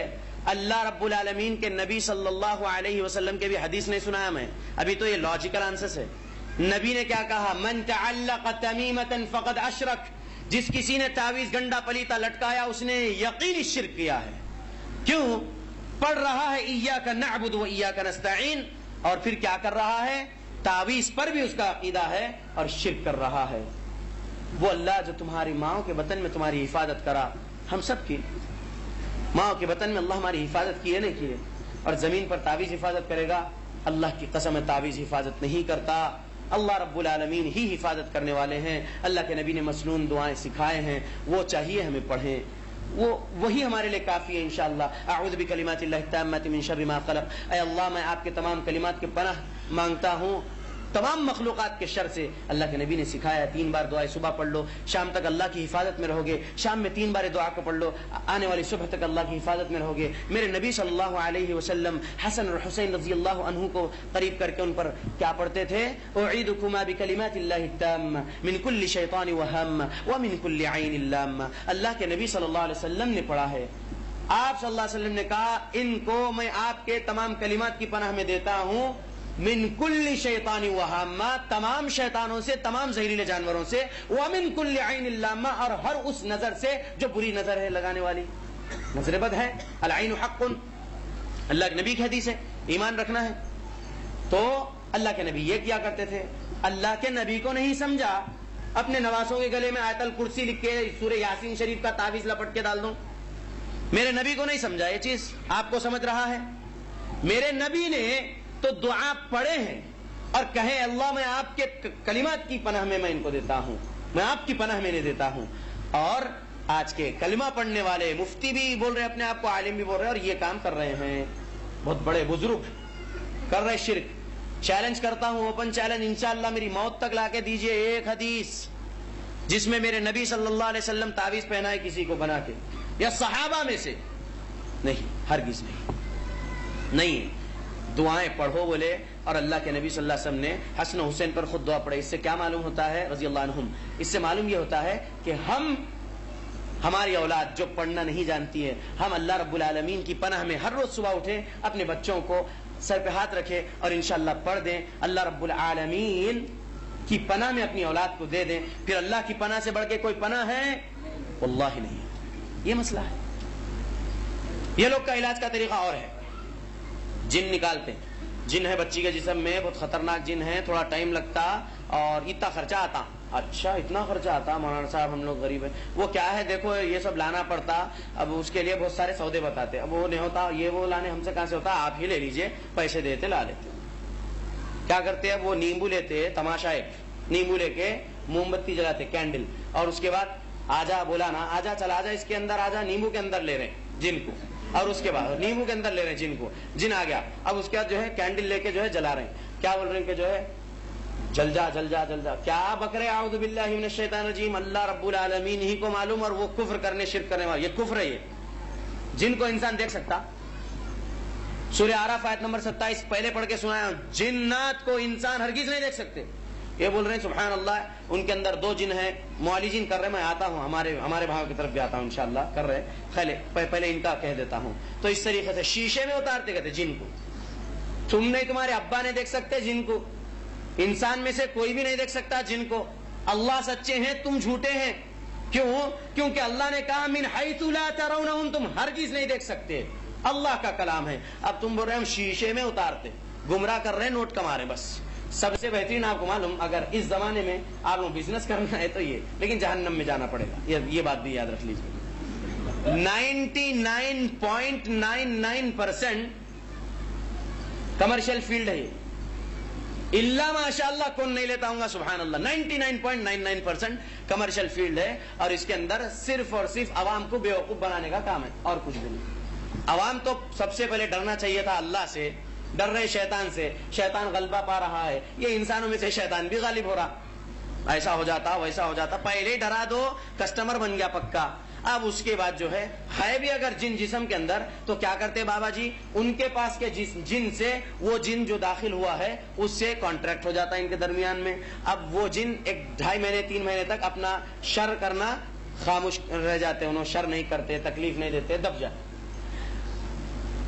پیشنٹ ٹھیک ہو گیا, بابا جی کا نام ہو گیا. اب 3 مہینے کے بعد پھر آہستہ آہستہ تکلیف آتی, پھر بابا جی کے پاس آتے, مولانا صاحب ایسا ہو گیا, مولانا صاحب ایسا ہو گیا, حافظ جی ایسا ہو گیا, مفتی صاحب ایسا ہو گیا. ارے تم اب بولا نا, نماز نہیں پڑھے ہوں گے اور یہ نہیں کرے ہوں گے, وہ وہی رہتا. سبحان اللہ, میں بولا تھا. اب پھر آ گیا, پھر فیس. مطلب یہ کسٹمر بنا لیتے وہ لوگ, اور یہی کام ہے. سن رہے ہیں اللہ رب العالمین ہدایت دے، آمین۔ انک لا تہدی من احببت ولکن اللہ یہدی من یشاء، جس سے میں محبت کرتا ہوں میں اسے ہدایت نہیں دے سکتا، ہدایت تو اللہ رب العالمین جسے چاہتے ہیں دیتے ہیں۔ خیر، تو یہ بہت سارے ایسے کام ہیں جو شرک اور کفر تک پہنچ رہے ہیں۔ ایسے لوگوں کے پاس جا کر آپ اگر ان کی بات مان رہے ہیں، پہلے میں بولا تھا آگے آ کر بولوں گا، سوال کر رہے ہیں۔ صحیح مسلم حدیث نمبر 2230، محمد صلی اللہ علیہ وسلم نے کہا، من اتا کاہنا او عرافا فسألہ عن شیء لم تقبل له صلاة 40 یوم، جو کوئی بھی آیا یا گیا کاہن کے پاس، غیب کی خبریں بتانے والے کے پاس، عراف عامل بابا کے پاس، فسألہ عن شیء، کسی چیز کے مطابق اس سے سوال کیا، معلوم ہے کہ یہ کیا غیب کی بات بتائیں گے، لیکن صرف سوال کیا مزاحیہ طور پر یا پھر جاننا ہی تھا سچ میں، سوال کیا، لم تقبل له صلاة 40 یوم، ایسے شخص کی 40 دن کی نماز قبول نہیں ہوگی۔ نماز تو اس کو پڑھنا ضروری ہے کیونکہ نماز اس پر معاف نہیں ہے۔ اگر جان بوجھ کر ایک وقت کی بھی نماز چھوڑ رہا ہے تو اللہ کے نبی صلی اللہ علیہ وسلم کی حدیث کیا ہے؟ نبی صلی اللہ علیہ وسلم کی حدیث ہے، من ترک الصلاة متعمدا فقد کفر جہارا، جس نے جان بوجھ کر ایک وقت کی نماز چھوڑا اس نے کھلا ہوا کفر کیا۔ اہل حدیثو، اس حدیث پر عمل کرو، اس کے بعد اپنے آپ کو اہل حدیث بولیے انشاءاللہ۔ ہماری مساجد تو بھری ہوئی رہنا، ہماری مساجد بھری ہوئی رہنا پانچوں نماز میں، تب انشاءاللہ ہم اہل حدیث ہے، کیونکہ حدیث کہہ رہی ہے میرے نبی صلی اللہ علیہ وسلم کی ہم سے، من ترک الصلاة، جس کسی نے ترک کیا نماز، متعمدا جان بوجھ کر، فقد کفر جہارا، یقینی طور پر اس نے کھلا ہوا کفر کیا۔ کتنی نمازیں چھوٹ رہی ہے، جس کی شادی ہو گئی، جو نوجوان ہیں ان سے کہتا ہوں نہانے کی حاجت ہے، فجر میں نہا لیجئے، لیکن انشاءاللہ نماز کو آئیے، کیونکہ سورہ مریم میں اللہ نے کہا، فخلف من بعدهم خلف اضاعوا الصلاة واتبعوا الشهوات فسوف يلقون غیا۔ غیا نام کی جہنم کے ایک وادی ہے، کس کے لیے؟ اس کے لیے جو نماز کو پڑھے گا لیکن ہٹا کر، اس کے وقت سے ہٹا کر پڑھے گا، شہوت کی وجہ سے ہٹا دے گا، اور بہت سارے وجہ سے نماز کے وقت کو ہٹا کر نماز کے وقت میں نہیں پڑھے گا، اس کے علاوہ پڑھے گا۔ اللہ رب العالمین نے ہم سے مخاطب ہو کے کہا، سورہ نساء سورہ نمبر 4 آیت نمبر 103، ان الصلاة كانت على المؤمنین کتابا موقوتا، بے شک نماز فرض ایمان والوں پر اس کے مقررہ وقت میں، نماز کی پابندی وقت میں کریے، اللہ رب العالمین کے نبی صلی اللہ علیہ وسلم کی حدیثوں پر عمل کریے، اس کے بعد اپنے آپ کو انشاءاللہ مکمل اہل حدیث بولیے۔ نہیں تو یہ بولیے انشاءاللہ، اگر آپ شرک اور کفر نہیں کر رہے ہیں تو یہ بولیے کہ صحابہ اکرام رضی اللہ عنہم اجمعین کا جو منہج ہے اہل حدیث، نبی صلی اللہ علیہ وسلم کا جو منہج ہے اہل حدیث، اس منہج پر چل رہا ہوں، کوشش کر رہا ہوں مکمل اہل حدیث بننے کی، یہ کہیے انشاءاللہ اپنے آپ۔ میں تو یہی کہتا ہوں، معافی چاہ رہا ہوں کسی کو تکلیف ہو رہی میرے الفاظ سے، لیکن قل الحق وان كان مرا، میرے نبی نے کہا کہہ دو حق اگرچہ کڑوی گزرے، مجھے مسئلہ نہیں اس کا۔ خیر، تو یہ سب کفریہ کام کرتے ہیں۔ اللہ کے نبی صلی اللہ علیہ وسلم نے کہا 40 دن کی نماز قبول نہیں ہوگی جو جا کر صرف سوال کرے گا ایسے بندے کے پاس۔ پڑھنا تو ہے نماز معاف نہیں ہے، کیونکہ اتنی میں وعیدیں ابھی آپ کے سامنے رکھا ہوں، نماز تو کسی حالت میں نہیں چھوڑنا ہے، نماز پڑھیں گے لیکن قبول نہیں ہوگی 40 دن کی۔ ابو داؤد صحیح حدیث 3904 حدیث نمبر، من اتا کاہنا او عرافا فصدقه بما يقول فقد کفر بما انزل علی محمد صلی اللہ علیہ وسلم، جو کوئی بھی آیا یا گیا کاہن یا عامل کے پاس، عراف کے پاس، نجومی کے پاس، غیب کی خبریں بتانے والے کے پاس، ایسے عامل باباؤں کے پاس جو روحانی علاج کی دکانداری کھولے بیٹھے ہیں، لوگوں کا پیسہ لوٹ رہے ہیں، لوگوں کی عزت بھی لوٹ رہے ہیں، اللہ کی قسم کھا کے کہتا ہوں، میں جان رہا ہوں یہ بات کو، میں جانتا ہوں، اس لیے کہہ رہا ہوں کیونکہ ممبر پہ کھڑ کے مجھے جھوٹ نہیں بولنا، اور میں ویسے بھی جھوٹ نہیں بولتا، اللہ رب العالمین نے مجھے جھوٹ سے بچایا، اللہ سے دعا کرتا ہوں کہ جھوٹ بولا ہوں مولا، لیکن جب سے قرآن حدیث کی جب یہ گہری باتوں کو جانا ہوں کہ جہنم اتنی ہولناک ہے، تب سے جھوٹ بولنا چھوڑا ہوں، الحمدللہ۔ میں کہتا ہوں میں کبھی جھوٹ نہیں بول رہا ہوں، الحمدللہ الحمدللہ، اللہ میری حفاظت کرے، آمین، اللہ ریاکاری سے بچائے، کبیرہ گناہ ہے جھوٹ بولنا، اللہ حفاظت کرے۔ تو یہ لوگ کیا کر رہے ہیں؟ عزت بھی لوٹتے ہیں، پہلے نمبر پہ پیسہ لوٹ رہے، دوسرے نمبر پہ عزت لوٹ رہے، تیسرے نمبر پہ وقت بھی لوٹ رہے، ان کا وقت برباد ہو رہا، چوتھے نمبر پہ سب سے بڑی دولت ایمان برباد کر کے چھوڑ رہے، ایمان لوٹ رہے ہیں۔ شرک بانٹ نہیں رہے ہیں، شرک بانٹ نہیں رہے ہیں، شرک بیچ رہے ہیں۔ اللہ کی قسم ہے یہ دکانداری چلانے والے، اور بنے بیٹھے ہیں بڑے بڑے بزرگ اولیاء، یہ ان سے صبح شام جو ہے فرشتے مسافہ کرتے ایسے دکھ رہے ہیں. اللہ حفاظت کرے ایسوں کی. میرے نبی نے کہا ایسوں کے پاس جائیں گے جو غیب کی خبریں بتانے والا ہو اور یہ سب عراف والے کام کرنے والا ہو. من اتا کاہنا او عرافا، جو کوئی بھی آیا غیب کی خبریں بتانے والے کاہن کے پاس، عامل عراف کے پاس، فصدقہ بما یقول، اس کی بات کی تصدیق کیا، اس نے جو کہا سچ مان لیا. اس نے کہا ہنڈی لاؤ، اس میں دال ڈالو 17 قسم کی، اس کو چولہے پر رکھ کے پکاؤ، لے جا کے قبرستان میں دفناؤ، یہ گوشت لاؤ اور ایسا دفنانا پڑے گا اس کو، جو کچھ کیا جا رہا ہے کرایا جا رہا ہے اس کی مان لے گا وہ. فقد کفر بما انزل علی محمد صلی اللہ علیہ وسلم، یقینی طور پر اس نے کفر کیا ہے اس چیز سے جو نازل ہوا محمد صلی اللہ علیہ وسلم پر. کیا نازل ہوا؟ قرآن اور حدیث. اس سے کفر کرنے والا جنت میں جائے گا. ایسے پیشنٹس جب میرے پاس آتے ہیں تو میں پہلے ان سے تفصیلی گفتگو یہ کرتا ہوں کہ کہاں کہاں پر گئے، کیا کیا علاج کرائے. اس کے بعد انہوں نے جو کچھ بھی علاج کروا چکے ہیں وہ علاج میں مجھے وہ باتوں کو قرآن حدیث پر پیش کرنا ہوتا ہے، پھر اپنے تجربے پر، ہمارے سلف کے تجربے پر سمجھنا ہے کہ بندہ کفر کی حالت میں ہے یا پھر ایمان کی حالت میں ہے. اگر وہ بندہ سچ میں اس پر اعتقاد رکھا ہے اور گیا کروا لیا، جو کچھ کیا اس نے کفر کیا ہے، اب اس پر مجھے اس کو کلمہ پڑھانا ہے اور میں پڑھاتا ہوں. پہلے بتا دیتا ہوں، معافی چاہتا ہوں، آپ میں حج کیا ہوں مولانا صاحب، وہ 10 سال پہلے کیے تھے، میں حج کیا ہوں، پھر یہ تکلیف آ گئی ہے، جو کچھ بھی آئی ہے تکلیف مسئلہ نہیں ہے، سبحان اللہ، لیکن وہ کفر ہے. آپ نے کفر کیے ہیں، سچی پکی توبہ نہیں ہوئی، آپ سچی پکی توبہ آج کر لیجئے. یا ایھا الذین آمنوا توبوا الی اللہ توبۃ النصوح، یہ کر لیجئے. اس کے بعد اللہ رب العالمین پر پھر سے ایمان لائیے، نبی صلی اللہ علیہ وسلم پر پھر سے ایمان لائیے جیسے لانے کا حق ہے. انشاءاللہ پھر آپ واپس دار ایمان میں، دار اسلام میں داخل ہیں انشاءاللہ. اس کے بعد پھر ہم علاج اپنا بتاتے ہیں. اب جب ہمارے علاج کا مسئلہ ہے تو انشاءاللہ ہم دلیلوں کو انشاءاللہ ایگزیکٹ بولیں گے. نمبر نوٹ جس کو کرنا ہے کریے کیونکہ ریکارڈ ہو رہا ہے. ہمارے علاج میں ہم پہلے پیشنٹ کا نام بھی کبھی پوچھتے کبھی نہیں پوچھتے ہیں، کیونکہ آج کل بھی عبد النبی، عبد الرسول ایسے نام رکھتے ہیں، اس لیے نام تبدیل کر دینے اس وجہ سے پوچھتے ہیں، تو نہیں پوچھتے. ٹھیک ہے، کیا کیفیت ہے آپ کی، آپ کو بیان پورا کرنا ہوتا ہے. اس کے بعد سبحان اللہ کہاں کہاں پر جا کر علاج کروائے ہیں، کب سے بیماری ہے، خواب کیا دیکھتے ہیں، کیونکہ خواب 3 طرح کے، ایک اللہ کی جانب سے جو سچا خواب، ایک شیطان کی جانب سے، تیسرا حدیث النفس یعنی جو نفس میں سوچ کے سو جاتے ہیں وہ چیز رات میں خواب کی شکل اختیار کر جاتی ہے. نبی نے کہا 3 قسم کے خواب ہیں. ہم خواب ان سے پوچھتے ہیں، ان کی کیفیت پوری. اس سے پہلے میڈیکل رپورٹس کیا کہتی ہیں. الحمدللہ میڈیکل لیب ٹیکنیشین ہوں میں الحمدللہ اللہ کے فضل و کرم سے. تو اللہ رب العالمین کا ہی فضل و کرم ہے. وَأَنَّ الْفَضْلَ بِيَدِ اللَّهِ يُؤْتِيهِ مَن يَشَاءُ اللَّهُمَّ إِنِّي أَعُوذُ بِكَ مِنْ عَمَلِ الرِّيَاءِ. میں رپورٹس بھی دیکھ لیتا ہوں. اگر سچ میں مسئلہ کچھ ہے میڈیکل کا تو پھر اس کا وقت یہاں پر اسپرچول معاملہ نہیں ہے، آپ میڈیکل علاج کروائیے. اور اگر اسپرچول معاملہ ہے تو پھر میڈیکل رپورٹس نارمل رہتے ہیں، اس وقت ہم ان کا علاج قرآن سے کرتے ہیں اور احادیث میں جو سنن دعائیں ہیں اس سے کرتے ہیں. تین چیز کو نہیں، اس کے علاوہ بہت ساری آیتیں ہیں، بہت ساری حدیثیں جس میں رب نے شفا کہا. سورہ نحل سورہ نمبر 16 آیت نمبر 68-69. وَأَوْحَى رَبُّكَ إِلَى النَّحْلِ أَنِ اتَّخِذِي مِنَ الْجِبَالِ بُيُوتًا وَمِنَ الشَّجَرِ وَمِمَّا يَعْرِشُونَ ثُمَّ كُلِي مِنْ كُلِّ الثَّمَرَاتِ فَاسْلُكِي سُبُلَ رَبِّكِ ذُلُلًا يَخْرُجُ مِنْ بُطُونِهَا شَرَابٌ مُخْتَلِفٌ أَلْوَانُهُ فِيهِ شِفَاءٌ لِلنَّاسِ. اللہ رب العالمین نے قرآن میں کہا. شہد کے بارے میں 2 آیتیں ہیں، سورہ نحل سورہ نمبر 16 آیت نمبر 68-69. انسانیت کے لیے شفا ہے. اور صحیح بخاری حدیث نمبر 5680 میں شہد پینے کے لیے اللہ کے نبی نے کہا. لہذا ہم شہد منگاتے ہیں، اس پر قرآن دم کر کے دے دیتے ہیں الحمدللہ.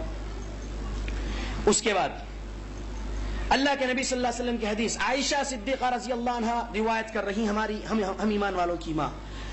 کلونجی ہر بیماری کی دوا ہے سوائے موت کے. اللہ کے نبی صلی اللہ علیہ وسلم نے کہا سوائے موت کے ہر بیماری کی دوا کلونجی میں. حدیث نمبر 5687. ہم کلونجی کے بیج منگاتے ہیں، آپ کی استطاعت جتنا اتنا لائیے، انشاءاللہ پہلے سے اس میں شفا ہے. قرآن دم کر کے بھی دے دیں گے. شرک ہے یہ، بدعت ہے یہ، کفر ہے یہ، کیا ہے آپ اپنی ذہنیت سے مت سمجھیے، سلف کے فہم سے سمجھیے اور ہمیں سمجھا دیجیے اگر ہم غلط کر رہے ہیں. سلف کے فہم کے خلاف جا رہے تو آپ ہماری اصلاح کریے انشاءاللہ. آپ آ کر اصلاح کریے، آپ بدپیشے بولے جا رہے ہیں سبحان اللہ. یہ صحیح ایمان والے کا شیوا ہے. اس کے بعد دیکھیے، اعوذ باللہ من الشیطان الرجیم. ہم اگر اب کسی کو زمزم نہیں ملتا ہے تو پھر ہم پانی منگاتے ہیں. پہلے نمبر پہ کلونجی کے بیج، شہد، زیتون کا تیل اور پانی، یہ منگا کر دم کر کے دے رہے ہیں. صحیح بخاری میں ہے اللہ کے نبی صلی اللہ علیہ وسلم کی بیوی عائشہ صدیقہ رضی اللہ عنہا، ہم ایمان والوں کی ماں، جب آپ صلی اللہ علیہ وسلم بیمار ہوئے تو عائشہ رضی اللہ عنہا فلق اور ناس پڑھے، اس پانی پر دم کرے اور پھر آپ صلی اللہ علیہ وسلم کے ہی ہاتھوں کو اس پانی میں ڈبا کر آپ کے جسم سے پھیرے، کیونکہ آپ کے بابرکت ہاتھ سے اور زیادہ جلدی اثر ہو. صحیح بخاری میں ہے، کتاب الطب میں. آپ کہاں جا رہے ہیں؟ قرآن کچھ کہہ رہا، حدیث کچھ کہہ رہی ہے، اور سلف و صالحین کا فہم جو کہہ رہا ہے اس کے خلاف آپ جا رہے ہیں. سبحان اللہ، یہ درست نہیں ہے. آ جائیے قرآن حدیث کی طرف، فہم سلف کی طرف انشاءاللہ. اللہ خیر کرے. اس کے بعد ہم یہ کہیں گے اللہم رب الناس اذہب الباس واشفی انت الشافی لا شفاء الا شفاؤک شفاء لا یغادر سقما. یہ دعا ہے، اللہ کے نبی صلی اللہ علیہ وسلم نے پڑھے ہیں، ابو داؤد حدیث نمبر 3890. لہذا ہمیں چاہیے کہ دعائیں پڑھیں. بسم اللہ الذی لا یضر مع اسمہ شیء فی الارض ولا فی السماء وهو السمیع العلیم. یہ دعا اللہ کے نبی سکھائے. عبداللہ بن عباس رضی اللہ عنہ راوی ہیں. ہمیں یہ دعائیں پڑھیں، اللہ رب العالمین کا ذکر کثرت سے کریں، نماز کی پابندی کریں، اور پھر قرآن کو زیادہ سے زیادہ سنیں. سننے کی دلیل کہاں سے لائے؟ یہ سی ڈی دے رہے، سننے کی دلیل کہاں سے لائے؟ سورہ اعراف سورہ نمبر 7 آیت نمبر 204. اللہ نے کہا وَإِذَا قُرِئَ الْقُرْآنُ فَاسْتَمِعُوا لَهُ وَأَنصِتُوا لَعَلَّكُمْ تُرْحَمُونَ. اے لوگو، جب کبھی قرآن کی قرات کی جا رہی ہو چپ رہو اور غور سے سنو تاکہ ہماری رحمت ہو تم پر. قرآن چپ رہ کر غور سے سنیں گے تو اللہ کی رحمت نازل ہوگی، جن جادو کٹ کے ختم ہوگا انشاءاللہ، شفا ملے گی انشاءاللہ. تعویذ گنڈے پلیتے، یہ جلاؤ وہ لاؤ یہ لاؤ یہ گھول کے پیو، اس سے شفا ملے گی؟ نہیں ملے گی. جن چیزوں میں اللہ رب العالمین نے شفا رکھے ہیں وہ چیزوں سے شفا ملے گی، اس سے علاج کرو اپنا. اس لیے ہم نے اپنے عنوان کو جو رکھے آج، بہت ساری باتیں پچھلے ایسے ٹاپک کے بیانات میں نہیں کیے جو آج کیے ہیں ہم. جن جادو کی بیماریوں کا علاج، لیکن کیسے؟ تو کرنے والے ایسا ایسا کر رہے ہیں، ہمیں کرنا ہے ایسے. جو طریقہ محمد صلی اللہ علیہ وسلم ہے، جن چیزوں میں شفا اللہ نے رکھا ہے وہ چیز کو استعمال کریے اور قرآن کو سنیے، قرآن کو پڑھیے. ایمان میں اضافہ ہوگا، شیاطین بھاگیں گے، جنات بھاگیں گے، جادو کٹے گا، سب ختم ہو جائے گا انشاءاللہ. جن الگ شیاطین الگ نہیں، شیاطین جنات بھاگیں گے انشاءاللہ. اللہ حفاظت کرے ہم سب کی. اللہ رب العالمین سے دعا کرتا ہوں کہ اے میرے اللہ، آپ سے بس مانگنا ہے اور مانگتے رہنا ہے، کیونکہ آپ کے علاوہ کوئی دینے والا نہیں ہے. آپ سے یہ مانگتا ہوں میرے اللہ کہ ہم سب کو، جو موجودہ یہاں پر بیٹھے تمام کو، اور جو کوئی میری بات سن رہے، جہاں تک میری بات جا رہی ہے، قرآن اور حدیث کی تعلیمات پر ہمیں گامزن کر دیجیے ہماری موت تک. آمین. ہمیں تقوی کا لباس پہنائیے ہے میرے اللہ. ہمیں قرآن حدیث، اللہ کے نبی، صحابہ اور سلف کے فہم کے مطابق سمجھنے والا، عمل کرنے والا بنا دے میرے اللہ. آمین. اسی طرح تعویذ اور تمیمہ میں آدمی شرک اور خرافات میں مبتلا ہو جاتا ہے. مثلا ایک مثالیں دیتا ہوں آپ کو تعویذوں کی. ایک کتاب میں اعمال قرآنی نام کی مارکیٹ میں کتاب ملتی ہے. اس کتاب میں لکھا ہوا ہے تعویذ مجرب. مجرب جس کا تجربہ کیا گیا، ٹرائیڈ اینڈ ٹیسٹڈ، اس کو مجرب بولتے ہیں. کیا کہ لکھا اس میں؟ کہتے ہیں از یک درویش باشرہ برائے درد ذہن. ایک بہت ہی شریعت کے پابند درویش نے یہ تعویذ ہے عورت کے پیٹ میں بچے کے وقت میں جو تکلیف ہوتی ہے اس کے علاج کے لیے. اس نقش کو لکھ کر عورت کے داہنے ہاتھ پر رکھ دے، سیدھے ہاتھ میں رکھ دے، اور عورت اس کو بغور دیکھے، جلد لڑکا پیدا ہوگا انشاءاللہ تعالی. وہ کیا دیکھنا ہے؟ نقش یہ ہے. نقش میں باکس بنا ہوا ہے 786 اور جیم، ح، خ، ط، ظ، عین، قاف، یا، کاف، لام، میم، اش، شم، 5 5 5، اس، وق، لام، واو. یعنی اس کو دیکھنے سے کیا ہوگا؟ علی میں تو پہلی میں پڑا ہوا ہے، لڑکا پیدا ہوگا اس کو دیکھ کے. اور بغور دیکھنا پڑے گا، اس کو کچھ تو دیکھنے والا اس کے اندر. یعنی بغور اس کو دیکھ کے کیا ہوگا؟ لڑکا کیسے؟ انسٹنٹ، جلدی پیدا ہوگا انشاءاللہ. یہ خرافات ہیں. یہ کیا ہے؟ یعنی نمبروں سے انسان الف با تا سے بچے پیدا ہوں گے تو پیدا ہونے کے بعد پڑھنا ہے انہوں نے، لیکن پیدا ہونے کے پہلے ماں باپ بھی الف با پیدا کر کے پڑھ کے بچے پیدا کریں. کیا ہے وہ بھی لڑکی نہیں لڑکا. یعنی اس میں پاور ہے، اس میں الفابیٹ. کسی کو لڑکی چاہیے تو اس کا دوسرا ہوگا، پھر اس میں تا کی غین سے کچھ دوسرا لینا پڑے گا. شمسی قمری اس طرح سے ہوتے ہیں تجوید میں, چینج کرنا پڑے گا اس کو. ایک جگہ لکھتے ہیں حب کے. ایک بار ایک کتاب تذکرۃ الرشید, اس میں ایک تعویذ جلد 2 صفحہ نمبر 301 پہ تعویذ لکھا ہوا ہے. کہتے ہیں حب کے لیے, محبت پیدا کرنے کے لیے ایک بار آپ نے یہ عمل ارشاد فرمایا. اب دیکھیے یہ کیا تعویذ ہے. کہتے ہیں بسم اللہ صلی اللہ, مصر محمد, ہاتھ تیل, منہ چکنا, بیٹھوں سر ڈھاؤں, تھک باندھوں, ٹھا کر باندھوں باندھوں, سگرا گاؤں, میرا جمن جتی, یوں کہے منموہن میرا ناؤ, بحق لا الہ الا اللہ محمد رسول اللہ صلی اللہ علیہ وسلم. کیا ہے؟ پھر سے پڑھ رہا ہوں ایک بار, سماعت فرمائے اس کو. کیا ہے؟ شروع ہو رہا بسم اللہ پہ, ختم ہو رہا لا الہ الا اللہ محمد رسول اللہ صلی اللہ علیہ وسلم پہ, لیکن بیچ میں کیا ہے؟ بیچ میں کیا ہے؟ کیا ہے؟ بسم اللہ صلی اللہ, وہ بھی علیہ وسلم بھی نہیں اس میں, صلی اللہ, پسر محمد, ہاتھ تیل, تیل, منہ چکنا, بیٹھوں سر ڈھاؤ, تھک باندھوں, ٹھا کر باندھوں باندھوں, سگرا گاؤں, میرا جمن. اس کا نام اگر جمن رکھ دیا جائے پسند کرے گا؟ اللہ کو پکارا, اللہ سے مدد. جمن جتی کیا ہے؟ میرا جمن جتی کیا ہے؟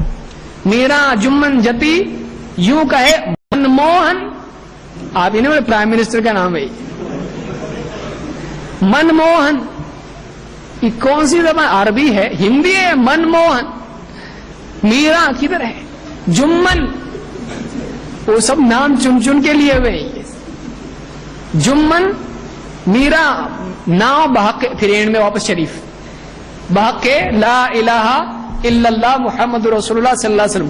ایک بار 41 بار پڑھ کر, صبح شام زبان سے یہی نکلنے لگا, اگر 41 بار پڑھے گا تو 41 بار پڑھ کر عطر پر دم کرے, اور اس عطر کو دونوں انگوٹھوں کے ناخن پر لگا کر اپنی ابروؤں پر پھیر لے اور مطلوب کے سامنے جائے, انشاءاللہ اس کے قلب میں محبت پیدا ہوگی. یعنی جس کے بھی دل میں محبت نہیں ہے اس کے لیے میرا جمن جتی منموہن کے منموہن ہو جائے, اس کے من کو کیا کرے؟ موہ لے, منموہن بن جائے وہاں جا کے. کیا ہے یہ مسلمان ہے, اسلام میں ہے ایسا. اللہ تعالیٰ قرآن کریم میں فرماتا ہے ان الذین آمنوا وعملوا الصالحات سیجعل لهم الرحمن ودا. جو لوگ ایمان لائے اور نیک عمل کرتے رہے, ان قریب رحمان ان کے لیے لوگوں کے دلوں میں محبت پیدا کر دے گا. ایمان و عمل ہے یہ, منموہن ہمارے لیے طریقہ نہیں ہے.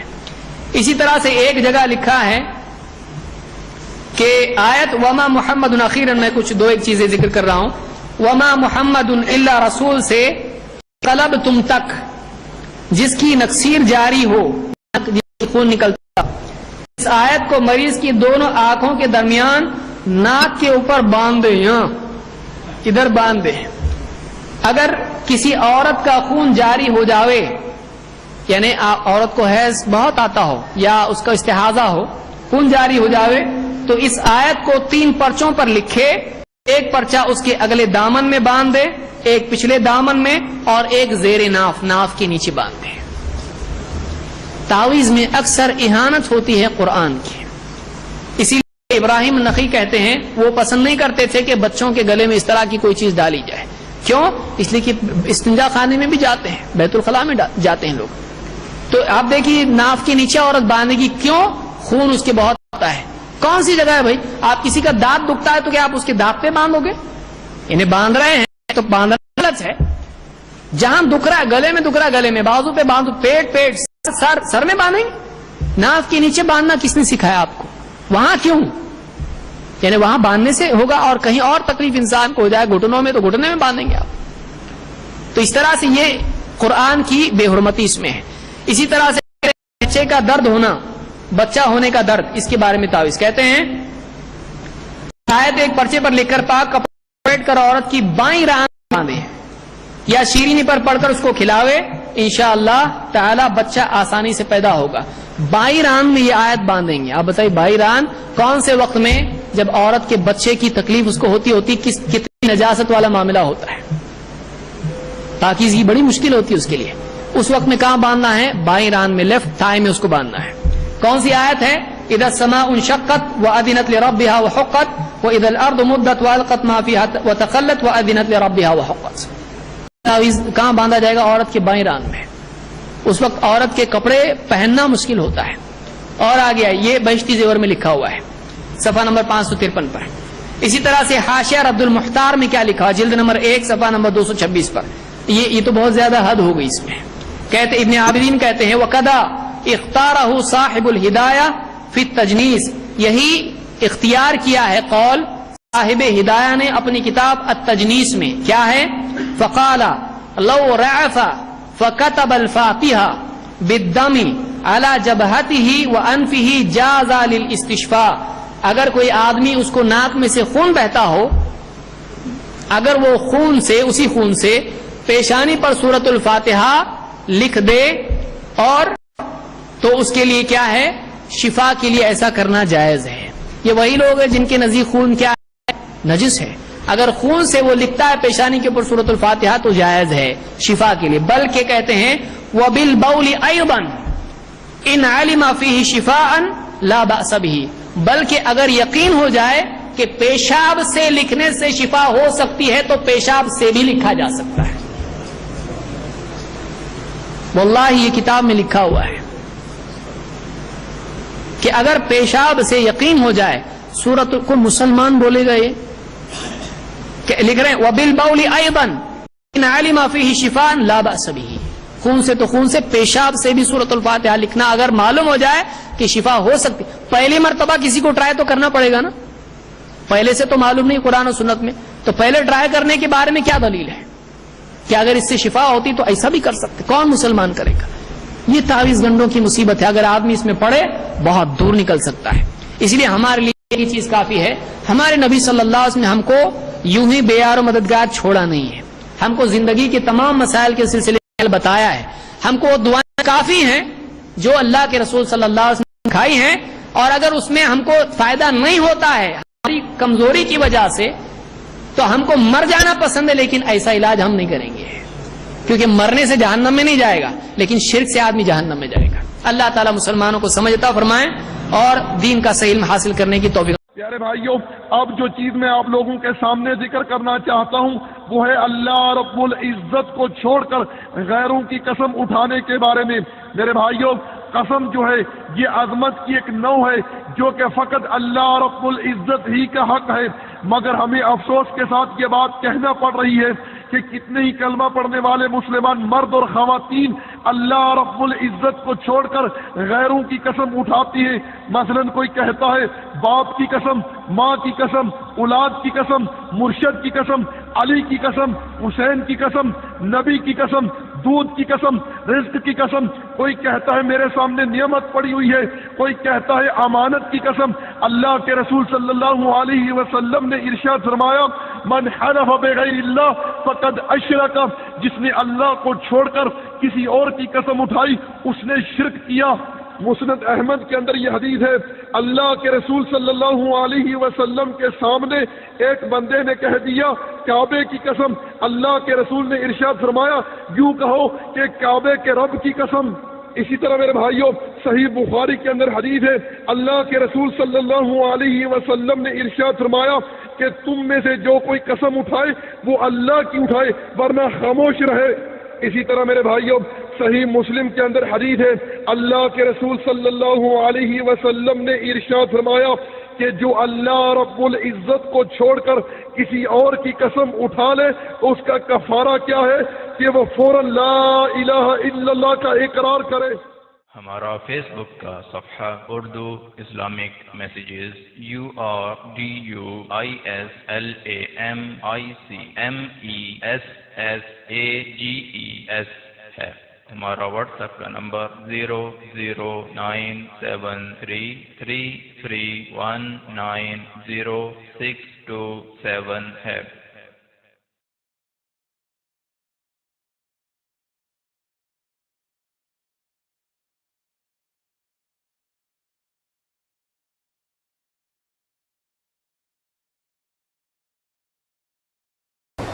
ایک بھائی یہ سوال کرتے ہیں کہ اگر کوئی شخص قبروں پر سجدے کی نیت سے سر نہیں جھکاتے ہیں بلکہ ہم بزرگوں کے احترام میں سر جھکاتے ہیں، اگر دل میں سجدے کی نیت نہیں ہے تو پھر وہ شرک کیسے ہوا؟ اس سلسلے میں روشنی ڈالیے۔ میں سمجھتا ہوں اس کا مجمل جواب بلکہ مفصل درس ہی میں دے چکا ہوں، لیکن چونکہ سوال ہے اس لیے ضروری ہے کہ جواب اس کا دوں۔ اگر کوئی آدمی سوال کرے کہ اگر ہم قبر پر سجدہ کرتے ہیں اور سجدے کی نیت نہیں ہے، سر جھکا کر کیا رہے ہیں وہاں پر؟ اگر آدمی قبر پر سجدہ کرے اور سجدے کی نیت نہ ہو تو پھر کیا اس نے؟ دوسری بات یہ کہ کسی انسان کا عمل اور نیت اس میں اختلاف ہو تو ظاہری عمل نبی کے تابع ہونا ضروری ہے، اگرچہ اس کی نیت ہم نہیں جانتے ہیں، کوئی دیکھنے والا نیت نہیں جانتا ہے، اس لیے ظاہر پر حکم لگایا جائے گا۔ رہا یہ مسئلہ کہ ایک انسان تعظیم کی غرض سے کسی صالح کو حیات میں یا اس کی قبر پر سجدہ کرے تو شرعاً اس کا کیا حکم ہے، یہ سوال ہے۔ کوئی آدمی تعظیم کی نیت سے کسی صالح اللہ والے کی قبر پر یا زندگی ہی میں اس کو سجدہ کرے، نیت سجدے کی عبادت کی نہ ہو تو کہ پھر بھی شرک ہوتا کیا؟ ایسا لوگ پوچھ سکتے ہیں۔ اس کا کیا حکم ہے؟ اللہ کے نبی صلی اللہ علیہ وسلم کے قول میں اس کا حکم ہم معلوم کرتے ہیں۔ سب سے بڑے اللہ والوں کے سردار نبی کریم صلی اللہ علیہ وسلم، اللہ کے رسول صلی اللہ علیہ وسلم کے صحابی معاذ بن جبل رضی اللہ تعالیٰ عنہ یمن گئے، جو بھی ذمہ داری تھی پوری کی، یمن سے واپس مدینہ آئے۔ آنے کے بعد پہلا کام اللہ کے نبی صلی اللہ علیہ وسلم کو سجدہ کیا۔ آپ نے کہا یا معاذ ما ھذا، اے معاذ کیا کر رہا ہے، یہ کیا؟ تو اللہ کے رسول، میں نے دیکھا وہاں پہ لوگ اپنے بڑوں کو ایسے ہی کرتے، سجدہ کرتے، میں نے چاہا میں بھی آپ کو سجدہ کروں، جب وہ ان کے بڑے ہیں ان کو سجدہ، ہمارے بڑے آپ ہیں، ہم آپ کو سجدہ کریں گے۔ کہا کہ لا تفعلوا، یہ جملہ یاد رکھیں، لا تفعلوا، ایسا مت کرنا۔ اور آپ نے فرمایا کہ اگر میں کسی انسان کو حکم دیتا، کسی بشر کو حکم دیتا کہ وہ کسی بشر کو سجدہ کرے تو عورت کو حکم دیتا کہ اپنے شوہر کو سجدہ کرے۔ اور دوسری روایت میں آپ نے کہا، مسند احمد وغیرہ کے الفاظ ہیں کہ لا یصلح لبشر ان یسجد لبشر، کسی بشر کے لیے یہ ہرگز جائز نہیں، صحیح نہیں، مناسب نہیں، ٹھیک نہیں کہ وہ کسی بشر کو سجدہ کرے۔ منع کر دیا اللہ کے نبی صلی اللہ علیہ وسلم نے۔ تو آپ صلی اللہ علیہ وسلم سے بڑھ کے اگر کوئی کون ہے کوئی نہیں، آپ نے خود منع کر دیا ہے۔ اور کوئی ایک صحابی آپ بتا دیں کہ جس نے اللہ کے نبی صلی اللہ علیہ وسلم کی قبر پر جا کر سجدہ کیا ہو اور پلٹ کے پبلک سے کہا ہو کہ عبادت کی نیت سے میں نے نہیں کیا، تعظیم سے کیا، کسی صحابی نے ایسا نہیں کیا۔ صحابہ ہم سے زیادہ اللہ کے نبی صلی اللہ علیہ وسلم کی تعظیم کرتے تھے۔ دیکھیے سجدے کا واقعہ وہاں ہوا ہے، لیکن اللہ کے نبی صلی اللہ علیہ وسلم نے اپنی زندگی میں اس کو منع کر دیا ہے۔ تو اللہ کے رسول صلی اللہ علیہ وسلم نے اس کو منع کیا۔ سوال یہاں پر یہ پیدا ہوتا ہے کہ اللہ کے رسول صلی اللہ علیہ وسلم نے فرمایا اگر میں حکم دیتا تو عورت کو حکم دیتا کہ وہ اپنے شوہر کو سجدہ کرے، من عظم حقہ علیہا، اس کا جو بیوی پہ حق ہوتا ہے اس حق کی وجہ سے۔ تو یہ سوال یہ پیدا ہوتا ہے کہ یہ سجدہ تعظیم والا ہوتا ہے یا عبادت والا؟ عبادت والا ہو تو شرک ہو جائے گا کہ شوہر کی عبادت کرو، ایسا کہتے نہیں، شوہر کی تعظیم کرو۔ تو شوہر کی تعظیم کا حکم دیتا تو سجدہ کرنے کے لیے کہتا، لیکن یہ سجدہ کسی کے لیے مناسب نہیں۔ تو عبادت والا سجدہ تو ہے ہی نہیں، تعظیم والا سجدہ بھی نہیں ہے، اس سے منع کیا حضرت معاذ ابن جبل کو۔ حضرت معاذ نے عبادت کے طور پر سجدہ نہیں کیا تھا، تعظیم کے طور پر کیا تھا۔ جب تعظیم کا منع ہو گیا تو عبادت کا تو منع ہے ہی۔ تو کسی کی تعظیم اگر ہو سکتی ہو تو نبی کریم صلی اللہ علیہ وسلم کی ہو سکتی تھی، لیکن آپ نے اپنی تعظیم سے اس طرح سے منع کر دیا تو باقی سب کا منع اپنے آپ ہو گیا۔ سب سے افضل کے لیے منع تو آپ سے کمتر کے لیے زیادہ منع۔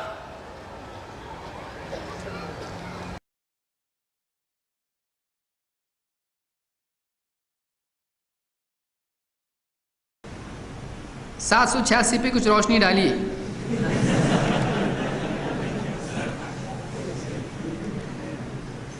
سات سو چھیاسی ایک نمبر ہے اس سے زیادہ وہ کچھ بھی نہیں ہے. بہت سارے لوگ اس کو بسم اللہ الرحمن الرحیم کا بدل سمجھتے ہیں. ایسا نہیں ہو سکتا ہے. اگر کسی آدمی کو اس کا نام اگر ٹوٹل 786 ہے کیا؟ با سین میم الف لام لام ہا الف لام را، اس طرح سے بسم اللہ الرحمن الرحیم. اس کے الف کو ایک نمبر دیا، با کو دوسرا، تین کو تا ثا جیم حے خا، جو یہ سارے جو ہیں یعنی انہوں نے نمبر دیے اس کو، اور یہ سارے کا نمبر ان کے سب کے مارکس ٹوٹل مارتے ہیں اور اس کے بعد میں ٹوٹل کتنا بناتے ہیں؟ 786. بعض علماء نے یہ بھی کہا کہ ویسا بھی ٹوٹل 786 نہیں ہوتا ہے، اور کچھ دوسرے الفاظ کے ٹوٹل 786 ہوتے ہیں.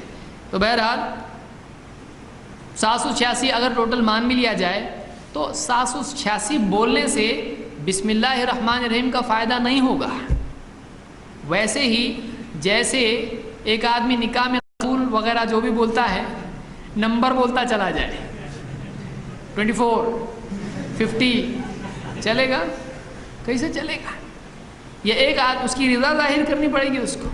ہاں قبول الحمدللہ کتنا شوق سے بولتا ہوگا، دل کی تمناؤں کے ساتھ بولتا ہوگا. اور اس کو کوئی آدمی بولے اے 55 ادھر، بولے 55 کیوں؟ تو بولے تیرے نام کا ٹوٹل میں نے گھر پہ بیٹھ کے کیا تھا 55 آ رہا ہے. کیا بات کرے، اتنا اچھا میرا نام ہے تو 55 بولتا ہے میرے کو. 32 چاہیے کہ نہیں تجھ کو؟ تو 55 چلے گا اس کو. اس کا نام، اس کا اتنا پیارا نام ہے، چاہے کیسے آل فال نام اس کا ہو لیکن نام اس کا بڑا پیارا رہتا ہے آدمی کو. آپ بتائیے اللہ کا کلام ہے، اللہ کا کلام ہے، آپ اس کے نمبر بنا لیا. آپ نماز میں بھی پھر امام صاحب کیا بولیں گے؟ 200 300. بولے نماز تراویح ایک دم بہت شارٹ ہو گئی ہماری، ہر آیت کا ٹوٹل 20 25 40 30 ہو گئے. اللہ اکبر. چلے گا؟ تو جو فائدہ پڑھنے کا ہے قرأت کا وہ نمبروں سے ہوگا نہیں. اور اس سے برا یہ ہے کہ آدمی گلے میں گھر پہ ادھر ادھر وہ نمبر لٹکائے 786. تو اس طرح کے 92 محمد کا نمبر بولتے 92 ہے 92، 786 بولتے بسم اللہ الرحمن الرحیم. اور ایسے آپ کو ملیں گے دکانوں میں، دکان و مکان کی خیر و برکت کے لیے وہ نمبر رہتے ہیں اس کے پورے ڈبہ باکس ایسا ہوتا ہے، اس میں نمبر ہوتے ہیں. وہ نمبر کیا کریں گے؟ کچھ نمبر ہے وہ ڈیجٹس، وہ سیکرٹ نمبر ہے، کچھ تو برکت لانے کے نمبر ہے. کہاں سے ملا آپ کو یہ؟ ایسے اسلام میں نہیں. صحابہ کے گھروں میں نمبر تھے؟ ایسے نہیں تھے نمبر. یہ سب خرافات ہیں، یہ اسلام میں ایسی چیزیں نہیں ہیں. نمبروں سے پاور لینا اسلام میں نہیں ہے. یہ سب خرافات، شرکیات، بدعات ہے. اس طرح سے تبرک لینا جائز نہیں ہے. یہ قرآن کی توہین ہے، قرآن کی توہین ہے. اللہ نے خود قرآن کریم میں فرمایا لا مبدل لکلماتہ، اللہ کے کلمات کو بدلا نہیں جا سکتا ہے. لا مبدل لکلمات اللہ، اللہ کے کلمات کو کوئی بدل نہیں سکتا ہے، نہ حکماً نہ شرعاً اور نہ تلاوتاً بدلا نہیں جا سکتا ہے. اللہ کا فیصلہ کوئی بدل نہیں سکتا ہے، اللہ کی شریعت کوئی بدل نہیں سکتا ہے. اللہ کے قرآن کی تلاوت کو نمبر بدل کے کچھ نہیں کر سکتا ہے. یہ جائز نہیں ہے، جو ہے ویسے ہی پڑھنا پڑے گا. تو انکوڈڈ نمبر ایسا کچھ جو ہے، انکرپٹڈ نمبر ایسا کچھ اسلام میں نہیں ہے. عزت سے سیدھا سیدھا قرآن جیسا ہے ویسا پڑھنے کا اپنا، اس کا فائدہ ہوگا. 786/92 اس کے معنی قرآن اور حدیث میں کیا ہے؟ ہندوستان اور پاکستان میں تو بہت سے معنی ہیں اور اس کی حقیقت کیا ہے؟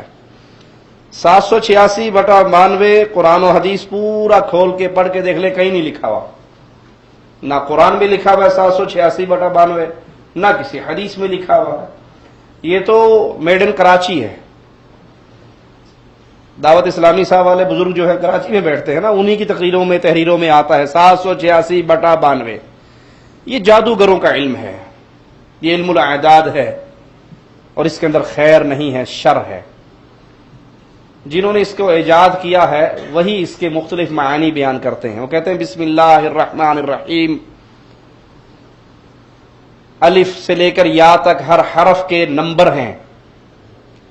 بسم اللہ میں جتنے حروف آئے ہیں ساروں کو جب نمبروں کو جمع کیا گیا تو وہ 786 بنا. بٹا 92 کا مدینہ میں میم دال یا نون ہا ان حروف کے جو نمبر ہے ان کی کلیکشن کی گئی تو 92 بنا. تو اگر یہ چیز صحیح ہوتی تو اللہ کے نبی صلی اللہ علیہ وسلم بسم اللہ الرحمن الرحیم گنتی کر کے اس کا نمبر بنا کے نہ دے کے جاتے. اصل میں کمپیوٹرائز دور ہے نا, ہر کام کمپیوٹر کے ذریعے ہو رہا ہے, آسانیاں آ رہی ہیں. تو وہ مولوی حضرات کہتے ہیں ضرور اسی اوکھے ہونا ہے, بسم اللہ الرحمن الرحیم, اتنی لمبی ضرور پڑھنی, 786 کلموں کی. تو میں کہتا ہوں بھائی ٹھیک ہے, اگر آپ کی اس تعویل کو مان لیا جائے تو آپ نے بریک کیوں لگائی, آپ نے بریک کیوں لگائی؟ ایک کھیڈ چنگی اگے ٹورو, آگے چلو. بسم اللہ الرحمن الرحیم کا تو ہو گیا 786, پوری الحمد شریف نکال لی تو وہ 7786 بن گئی, رکوع کی تسبیحات کی تو وہ 500 بن گئی, اتحیات کو جمع کیا تو 800 بن گئی. اب نماز شروع کرو, اللہ اکبر کی تو 50, 786, 815, 716, 420, 420 کار نوٹ اور جو نماز پوری ہوگی. یہ میڈ ان انڈیا پاکستان مسئلے ہیں, یہ دین کو بربادی اور ہلاکت کی طرف لے جانے والی چیزیں ہیں. یاد کر لیجئے جو مسئلہ اللہ کے حبیب علیہ السلام نے نہیں بتایا, بعد میں بنایا ہے, وہ دین نہیں ہو سکتا. آپ نے اکثر تعویذ نہیں دیکھے, تعویذوں پر بھی 786/92 اور نیچے پورے خانوں کے اندر 2, 4, 5, 10, 25, 30, 50 وہ لکھ کے تعویذ دے کے مور مار کے 200 روپے جیب تعویذ وہ دی جیب. یہ کھانے کے ڈھونگ ہے, یہ نجومیوں کا علم ہے, یہ حرام اور بدکاری ہے, یہ شریعت کی بربادی ہے, یہ شریعت کا اضافہ ہے. اسلام اس کی اجازت نہیں دے. غیر مسلمان کچھ کھانے کے لیے دے تو کھانے کی چیز کھا سکتے ہیں یا نہیں؟ رسول اللہ صلی اللہ علیہ وسلم نے یہود و نصارہ کی دعوتیں قبول کی, انہوں نے آپ کی دعوت کی, آپ کو لیے کھانا پیش کیا, اور اللہ کے نبی صلی اللہ علیہ وسلم نے ان کی دعوت کو قبول کیا. ہاں, غیر مسلمان اگر اپنے کسی مذہبی دن, مذہبی رنگ میں ہونے والی مجلس کا کھانا آپ کو بھیجے تو پھر اس کی بد عادت میں شریک ہونے کے لیے مسلمان پر لازم ہے. دیوالی کے دن کو ہندو آپ کو کھانا بھیج دے, آپ نہ کھائیں, کیوں؟ یہ ان کے اس مذہب میں, یہ ان کی اس عید میں شرکت ہے, اور ہمیں ان کے دین کی مخالفت کرنے کا حکم دیا ہے. جہاں یہ چیز غیر مسلموں کے لیے, وہیں یہ چیز ان کلمہ گو مسلمانوں کے لیے بھی ہے جو اللہ کے ساتھ شرک کرتے ہیں, جو اللہ کے ساتھ شرک کرتے ہیں, اللہ کا دیا ہوا مال غیر اللہ کے نام پہ خرچ کرتے ہیں. بھینس اللہ نے دی, اس بھینس میں دودھ دینے کا نظام اللہ نے پیدا کیا, لبنن خالصاً اللہ نے دیا, اور یہ بالٹی بھر کے کہتا ہے یہ آج کا جو دودھ ہے یہ بابا 11ویں ہونا, اس کا کھانا کھانا ہمارے لیے جائز نہیں ہے. کوئی محرم کے دن آپ کے لیے حلوہ لے آئے, 10 محرم کو آپ کے لیے کسی شیعہ کے گھر سے کھانا آ جائے, 2 ٹوک جواب دے دیجئے. یہ مجلس اللہ اور اس کے رسول کے دین میں اضافہ ہے, یہ کفر اور شرک برپا کرنے کی مجلسیں ہیں. یہاں پر یا علی مدد کی صدائیں لگتی ہیں, یہاں پر اللہ کی توحید میں شرک کر کے اللہ کو گالی دی جاتی ہے. نہ ہم ایسی مجلسوں میں شامل ہوتے ہیں اور نہ ان مجلسوں کا کھانا ہم کھاتے ہیں.